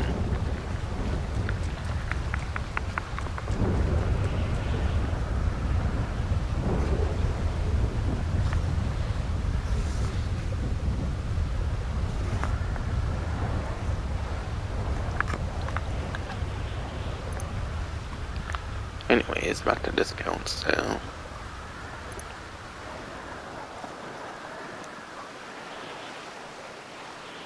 Yeah, speaking of arena earlier, 50% off assortment of arena or real estate weaponry, be it arena workshops themselves and in their modifications and upgrades, vehicle armor plating, vehicle weapons, and body works, including blades, spikes, and roll cages. Those are 50% off, it sounds like. So yeah, cosmetic style there. Grab it. Color.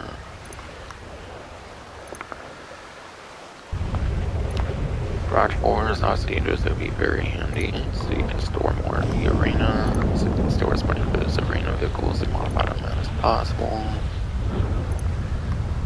Definitely take advantage of that, 50% off, assuming you can do that. The trick doesn't work on the arena site where you can click one that you already, where you can click one where you're able to check it even after you buy stuff. It doesn't work like that like on other websites, unfortunately. But yeah, I think there's like 2 or 3 different mechanics for the arena. I assume they should all be like on that 50% off, whatever as well.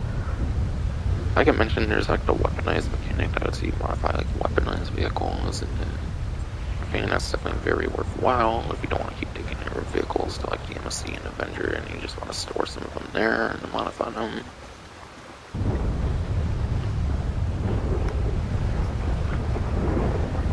There's a Benny's mechanic as well. And I think the other mechanic is the one that just modifies your like arena stuff or something, I want to say. So there's Benny's and a weaponized mechanic here. I'm sure I'll let you do like Benny's and like weaponized like vehicle modifications, I'm not sure. The mechanics are definitely very handy. And personal quarters, honestly, this is not a very good spawning property in my opinion. When are you really going to probably be playing the arena most of the times? Most people don't really play the arena, unfortunately. It's probably a pretty popular mode, I don't doubt it, but like, given the crazy amount of ridiculous grinding and stuff for it and whatnot, I feel like it just turns people off and whatnot. Because like, I think rank can go up to like 1,000 just like the tuner stuff. And unlike the tuner, like reputation, you have to do like all in that fucking game mode and shit. So like, I don't know, it's probably tedious for most people, so it's probably a pretty dead mode in a sense, kinda.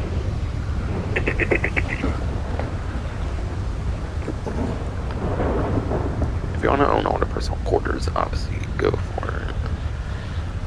And if you want to like try to go into spectator arena and stuff, I think personal quarters lets you go into spectator arena like as much as you want to and whatnot, kinda.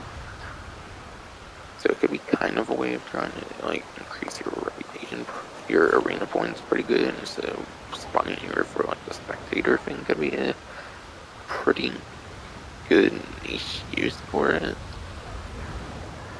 Besides for that, I cannot think of much of like a benefit for spawning there, to be honest.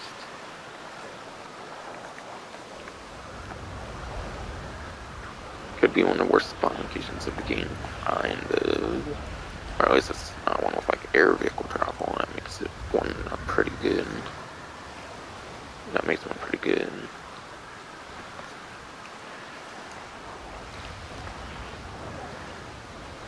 And yeah, again for like vehicle modifications, again it's like vehicle armor plating, vehicle weapons, bodywork, including the blades, spikes, and roll gauges. They should all be 50% it seems.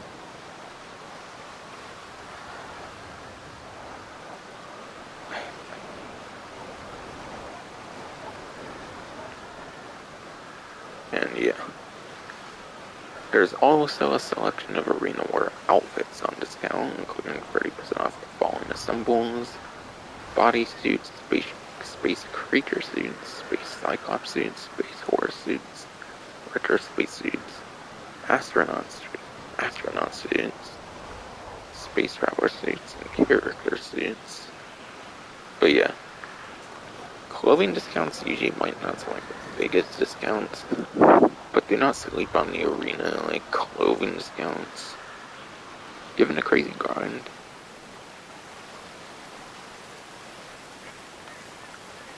given the crazy grind, even you have to like go up to like 400 something.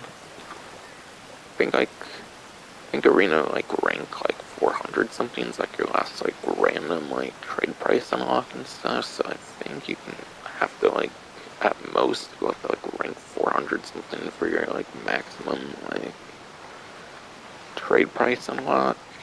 And even on the trade prices, there's a pretty damn expensive clothing items. Like no joke, there's like those bodysuits and stuff. Those can maybe like 100, 1,000, like maybe in like a couple 100,000, if not like even like millions, kind of in some cases. Though that might be more for like the whole like for like one whole like section of them and whatnot. So if you're big on collecting all the clothing, definitely take advantage of those clothing discounts. The arena clothing is some of the most, if not like the most expensive clothing in the game. And that's because it's the one set of clothing that has trade prices pretty much. Any other clothing, as far as I know, you pretty much have to like unlock if it's not already available. Or like login rewards. Arena clothing is like the one set of clothing that has like trade prices even at all. So it's pretty much like the most expensive clothing of the game, I would say. So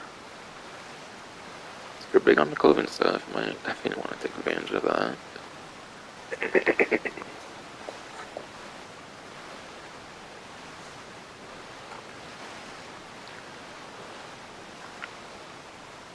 And plus, get 40% off arena war vehicles and more. Highlighted below, I'll go over those.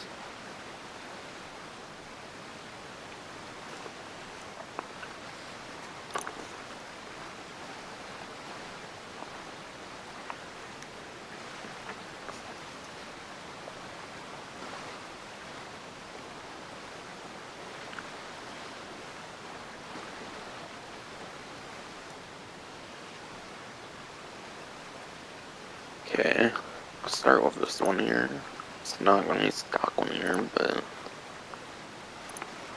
yeah. The Rat Truck. The Rat Truck's arena upgrade to Sasquatch will be 40% off. Any of the upgrades that have been quite costly for the upgrade prices, and because they can be weaponized and stuff, they have quite the costly upgrades too, like customizations.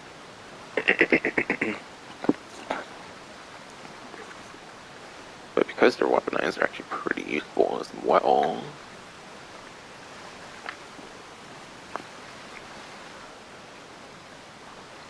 We had a Rat Truck. Rat Truck's pretty interesting. It's like kinetic mines. I believe it shoots these like grenade launchers, but yeah, it's kinetic grenade. It has kinetic grenade launchers. I think it's like one of the only vehicles, if not like the only vehicle that even like has that. That's kind of unique for its weapon capabilities, but they're not proper grenades. They just like knock vehicles back because they're kinetic. They have that like knockback kind of stuff and whatnot.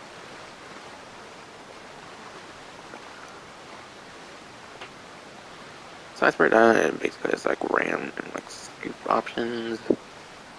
There's one pretty cool one I think is only on like Future Shock that has like an actual like electrical like shocking like ram or like scoop or something. It's the one I have on mine, and it has like a shocking kind of like property. Honestly, it was probably the closest thing to the stun gun until it got released into GTA Online. And yeah, the stun gun even in Online because they had to balance it like crazy compared to story mode. It's not a very good weapon, so honestly, it could be kind of a better stun gun in some ways, kinda, I guess, for a pretty niche use. But yeah. Unfortunately, I do think this vehicle...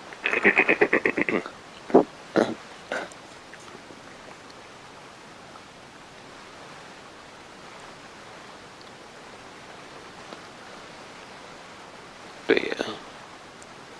Trying to think.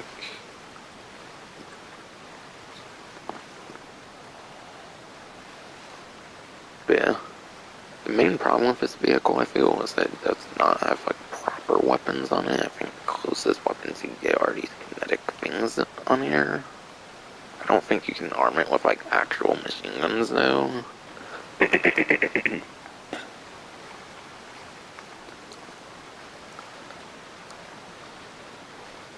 So you're mostly limited to the kinetic, like, grenade launchers here. I don't think you can do, like, a machine gun on it or anything. So it kind of really limits its free mode and usage, being limited to these, I think. But, as I mentioned earlier, has a unique gimmick that pretty much no other vehicle in the, like, arena has. When you play those arena game modes, you can run over other vehicles and it will actually destroy them, which is nice. As far as I know, that ability is not active in free mode unless you do one of like Simeon's like contact missions where you can like use the Sasquatch to blow up vehicles in one of those like Simeon Repo works. So as far as Simeon Repo work in the arena, I do not think you can actually run over vehicles and destroy them though. I think it's only like purely an arena thing for the most part.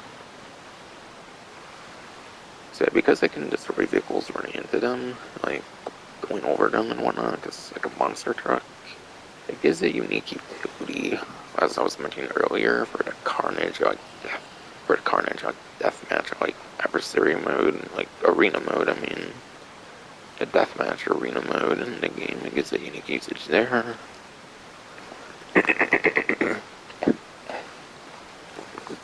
And yeah, again, because of the unique, like shocking, like ram, like scooping, whatever I do, people feature shocks the best version because of that.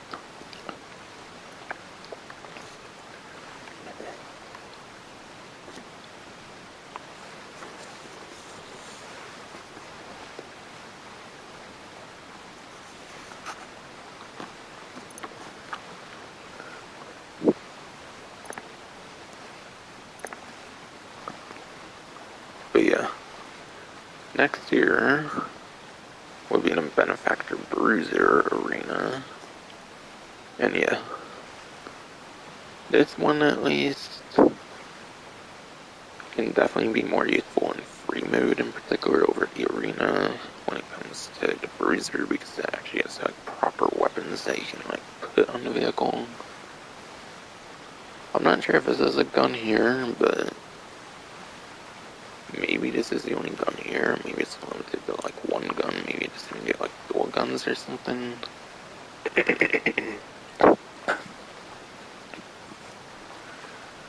So that could limit its usage in frame mode, kind of. But at least it does have proper weapons it can use, because I'm pretty sure the Sasquatch is limited to kinetic grenade launchers. As this can have more of a proper weapon, therefore making it more useful, I would say, for free mode money making. However, though, since it's a land vehicle and it lacks in like point A to point B transportation, I feel it is only going to be a vehicle mainly useful when it comes to the VIP works like Headhunter and stuff. I know there's like all kind of like jump boost stuff that people can do with certain vehicles, but might be limited only to certain vehicles.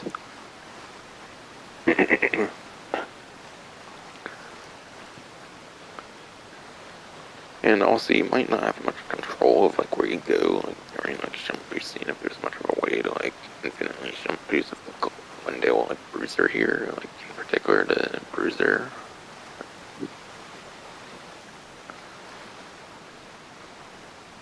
But it's a big and clunky arena vehicle though, so it sucks for the arena though, so it's probably not really worth using much for the arena. This is more of a free mode one here. And even then, there's better vehicles for free mode money making and grinding than the Bruiser here. So honestly, I feel this one's probably not going to get that much use. I feel it's worth collecting though, if you want to collect every single weaponized vehicle though, given they're some of the most useful vehicles in the game. So obviously cannot go wrong with it though. Just going to lack in terms of usage though. Oh, and yeah. Both of those can take a couple explosives before they blow up, by the way.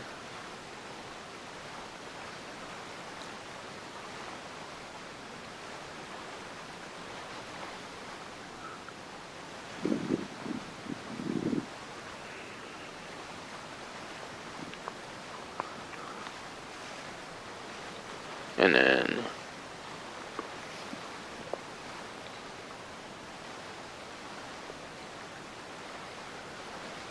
Seems the Impaler is on a discount as well.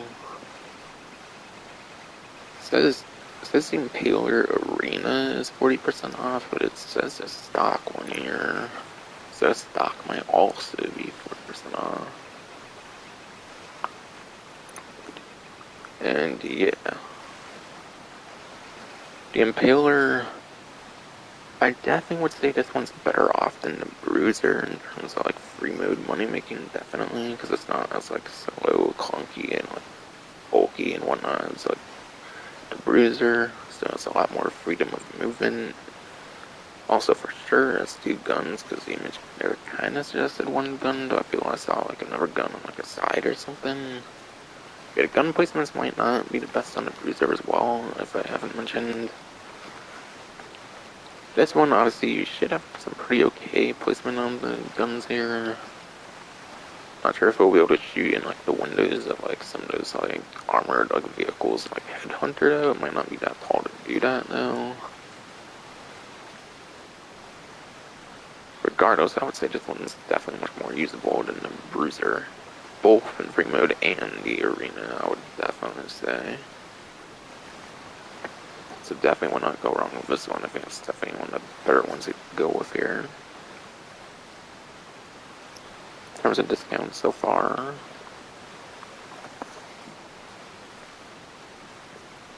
And yeah.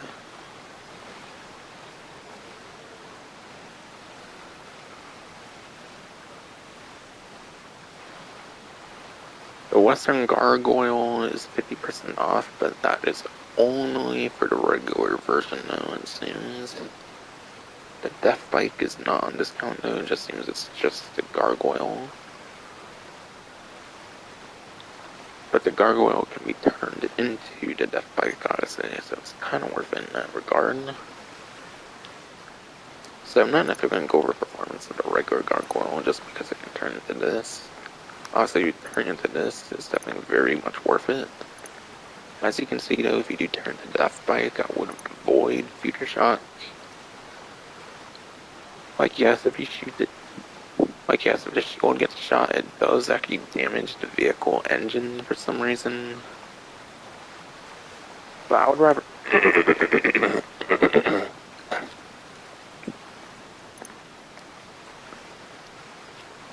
but I would rather have like a bigger shield for like more bullet protection on my character than worry about like the vehicle getting destroyed per se. So I would say Nightmare or Apocalypse to be upgraded though.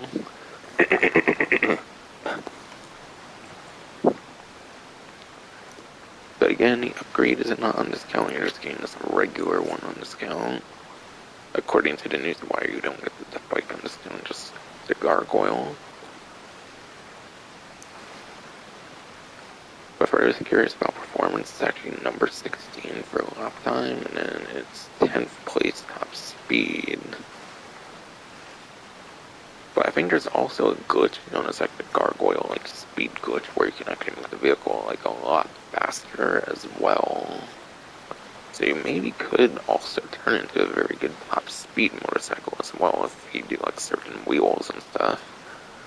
I think is the way of doing it or something. It's not that hard of something to do even, not to mention.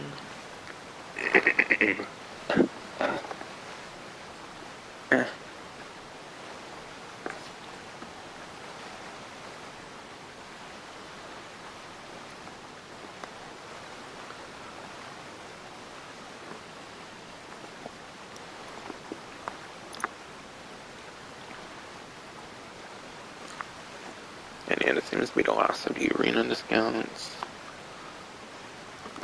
And that will be the Cerberus in any free versions. All these discounts are on screen are the discounts you get for buy now or trade price. And I think it should be exactly the same for each version. So yeah. Again, the Cerberus is weaponized. I want to talk about weapon capabilities here, and not about performance. And yeah. That's how it looks stock. That's how we can turn into fully modded. modded and modified.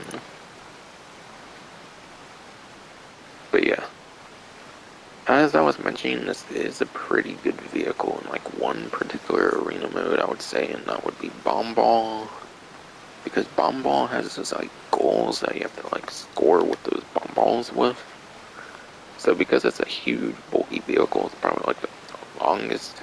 It's probably the longest of the arena vehicles and whatnot, given it has its own dedicated slots in the arena after all.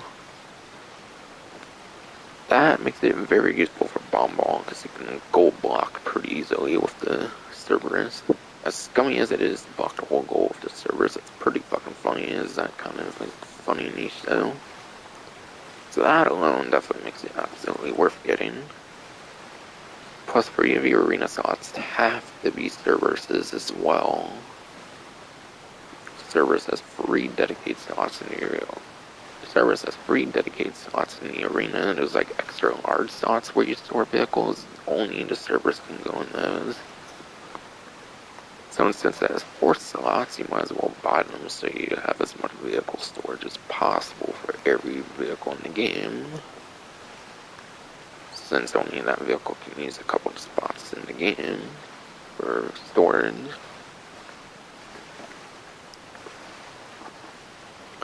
So I think there's a couple pretty good reasons to get the Cerberus.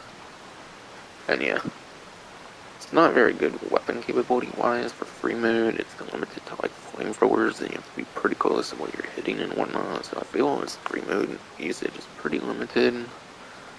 Besides for possible like jump boosting kind of stuff and whatnot. Possibly. But even that's pretty niche. It is one of two vehicles in the game though with flamethrowers. The only other vehicle with a flamethrower, I'm pretty sure, that came after it would be the Invade and Persuade tank. And the Invade and Persuade tank, you're not forced with flamethrowers like the Cerberus, so Cerberus is the one vehicle where you should have a flamethrower because you're pretty much forced to. Invade and Persuade tank, you should be using like the plasma cannon. I think is the most optimal one, or even like the missile launcher would probably be more useful, to be honest. Yeah, so one vehicle in the game that's worth having flamethrowers on because you pretty much have to have it too. So that makes it pretty unique. So that's like 3 reasons I can think of getting it now, I think. Because of its use in Bomb Ball in the arena especially, I would say. If you're planning on playing that one a lot.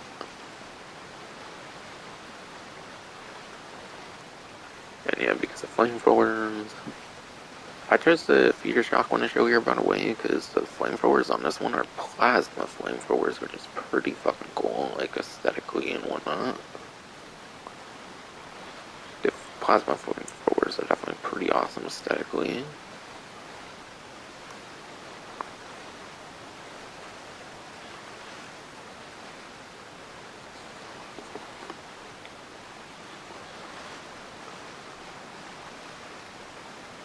And again, only the servers can fill up only the servers can fill up 3 of those arena slots, so yeah.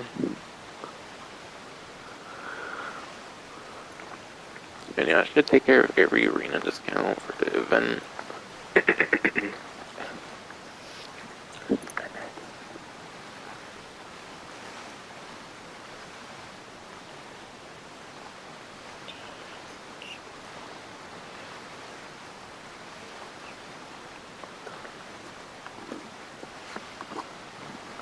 Yeah, I'm trying to think of what else to show here.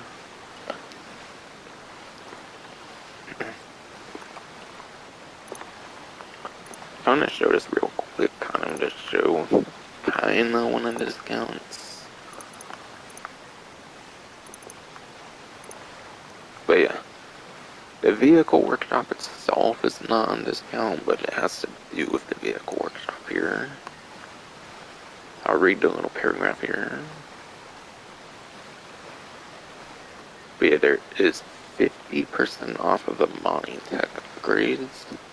So that would be the remote control unit for the RC control vehicles that you can do in the like vehicle workshop at the agency for the select vehicles. And then the missile lock-on jammer, which prevents those same vehicles from being locked on the like homing missiles. But obviously you can only choose one or the other, because I think both would be absolutely overpowered.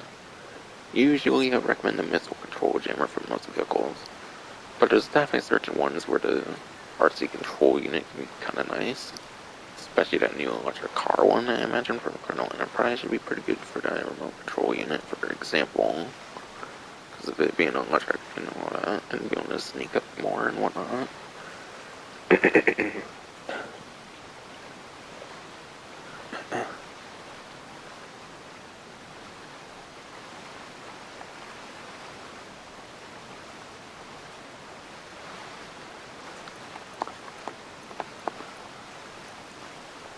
And I think the rest should be vehicle discounts from here.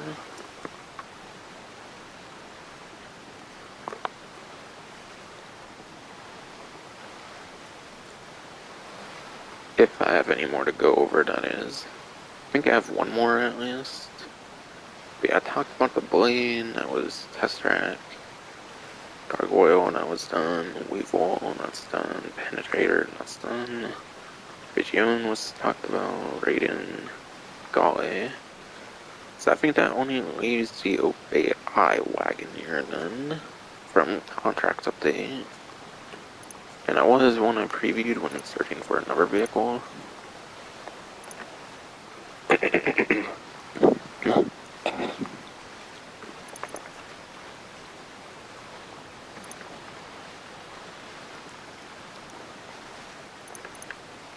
would be featured, that's right. Because it's as in the last couple updates. But yeah. The Obey Eye Wagon, instead of being $1,720,000, will be $1,004,000. And yeah. Only getting like around 500,000, not necessarily the greatest of savings. I don't think this is Money Tech. I think it's just a regular one though.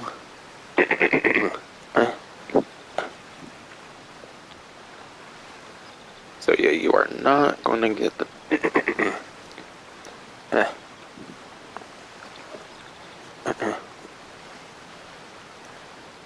but yeah, you are not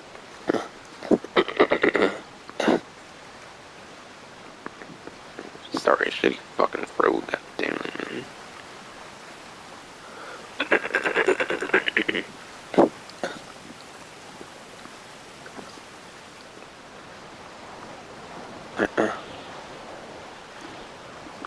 Yeah. You are not going to get the Amani Tech upgrades. It does not appear to be Amani Tech. I think there's kind of something in the description that suggests that you can do Amani Tech on it. I think it's just purely an electric SUV. And I actually think it's one of the worst of the game, if I remember, for SUV, if not the worst SUV in the entire game. Though granted, it might be alleviated a little bit.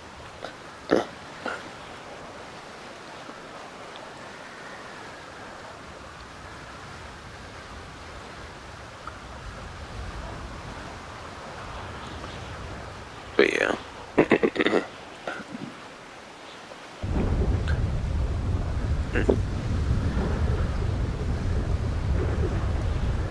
But according to Roughly 1322 spreadsheet, the iWagon is at least a B tier for SUV class. That makes it at least number 10 for lap time on the 9th gen system. Probably not necessarily that much better since there's only one HSW SUV in the game, so it might be like 9th place lap time for 8th gen, which isn't really much better, which is not really much better, yeah. So yeah, 10th place lap time, which is somewhat decent, but if they had another SUV, that could very easily be dethroned, or like number 2 in the case of 8th gen, if they did not add any Colonel Enterprise. And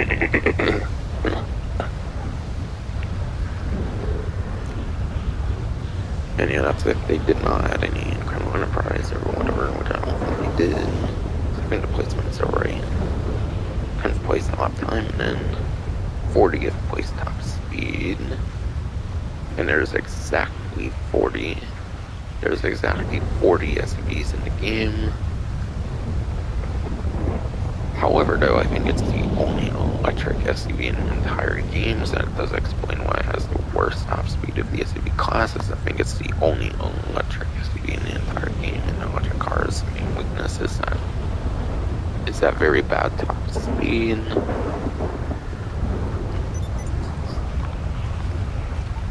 So yeah.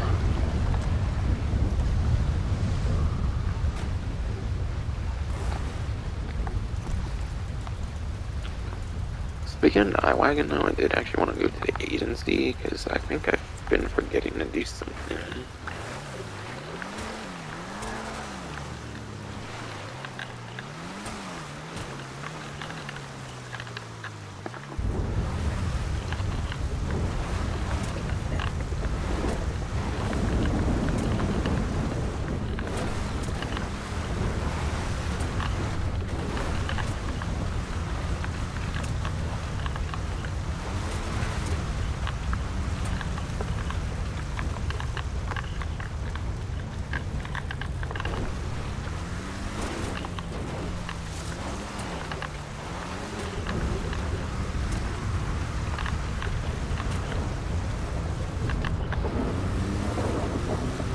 Oh, and I could probably do this barrel now, that's right.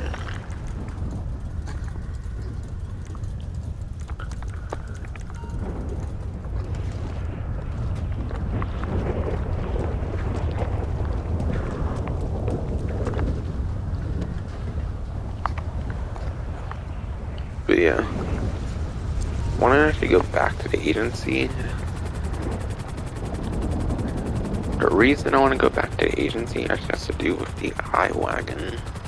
I think I've been meaning to do it for a while, and I think I meant to show it off when I first did my DLC Day 1 stream. But apparently, from what I've heard, they actually added like a performance upgrade to the iWagon. Because the iWagon was weird when it first came out. It had literally no performance upgrade, not even like the bare minimal ones that like typical electric cars get in this game. So I think they actually added a performance upgrade to the iWagon. So maybe it's no longer 40th place in top speed, but Bruffy needs to still test the iWagon, I believe, for Massive Criminal Enterprise, since I think they added a new engine upgrade from what I've heard. So if I have like an engine upgrade or something and it wasn't purchased, that's because I think they added it for Criminal Enterprise. And it was not a thing for before contract.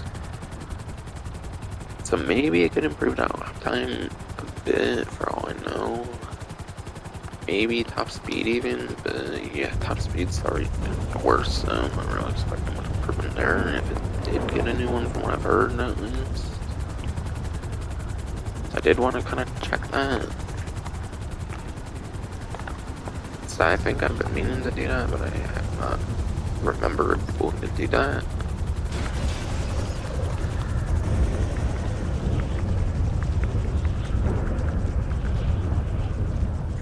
I'm not necessarily gonna actually purchase it now, right now. I meant to go for the garage, but whatever.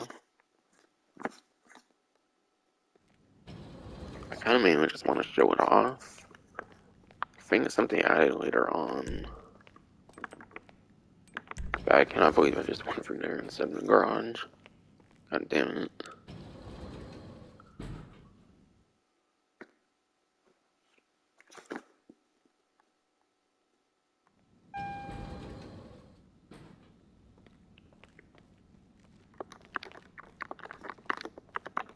I think I have it mostly alphabetically sorted in here, so I think it should be like down here or something.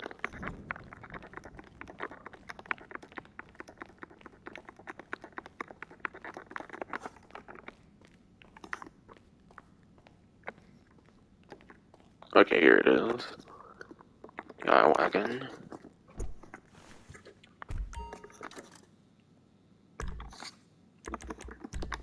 But yeah, I do not have a purchase engine upgrade, so I do not think this initially had the engine upgrade in the contract. Clearly, I pretty much fully modified this and everything when it was 1.0.10. I didn't skip out on like spoiler and everything. So I think they apparently they added an engine upgrade to it as a criminal enterprise. Which I never ended up buying it. I'm not gonna do it here, actually. I don't know, I'm kind of planning on going to story mode, actually, because I hear there's a way you can actually save the Halloween Wyvern story mode, believe it or not, which is pretty funny. So if you can actually keep the Halloween Wyvern story mode, that'd be pretty cool, and it'll give it more replayability, kinda, perhaps. I kinda wanna mess around with that.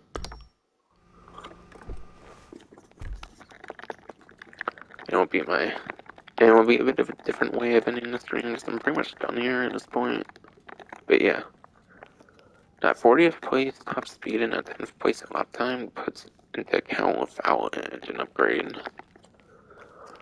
So the iWagon actually has to be retested, apparently. So it could be a little bit better for all I know. So maybe it could be past the top 10. Maybe it can be like 9th place or something, at least for example, for lap time now. Just has to wait and be seen.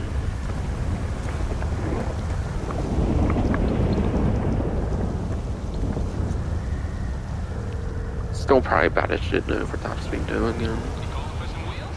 I'm Johnny on the spot. I'll hook you up. It's coming at you.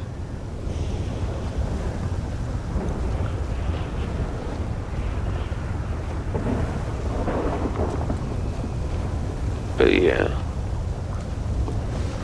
As I was mentioning before, probably still gonna be pretty bad with top speed though, the iWagon, regardless of it ever of an actual engine upgrade now as a Chrono Enterprise. Yeah, that lap time can definitely maybe be like single digit now, which would be kinda interesting for next gen as well. Possibly because of that engine upgrade. Because that has not been tested yet in my Profit 152. As far as I'm aware, I'm not sure it's not. But yeah.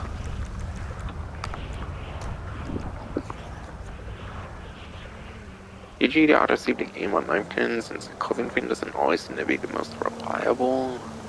I do like to go into never invite only, but I think if I do that, I'll lose that Halloween lever and I'll probably have to wait for it longer.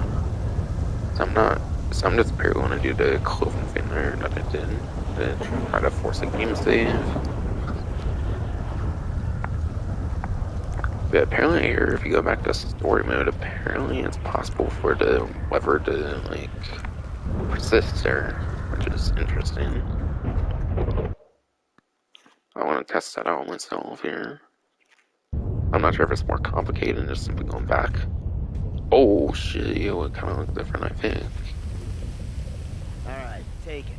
But you better start showing some respect.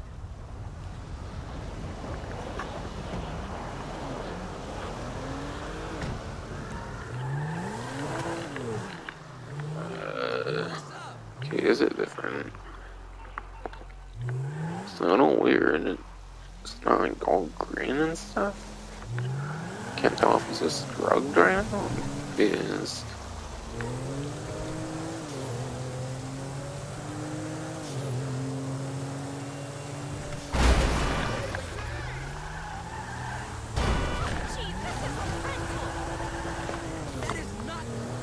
I don't know. Maybe it's glitched or something when you transfer it over to story mode. I don't know. It's not like all green and shit. It's weird. I mean, I'm gonna go back to these low vehicles in story mode though. Oh my god. Sucks that I don't fucking care to put this shit into story mode anymore. Especially because online won't be forever, judging by the 360 version and PS3 versions, which were taken out. Yeah, they took out the 360 PS3 versions and didn't want to support those anymore. Like, the server cost and everything, I mean, to keep the old versions running and whatnot. So you would think they would change it, like, Samsung and adding shit story mode too, but nope. Cockstar's Cockstar, I guess. Cockstar's Cockstar, I guess, no? But yeah. I want to show this little thing off basically here. Yeah. I think that is going to be it for a stream though. Pretty interesting video. Hope you enjoyed.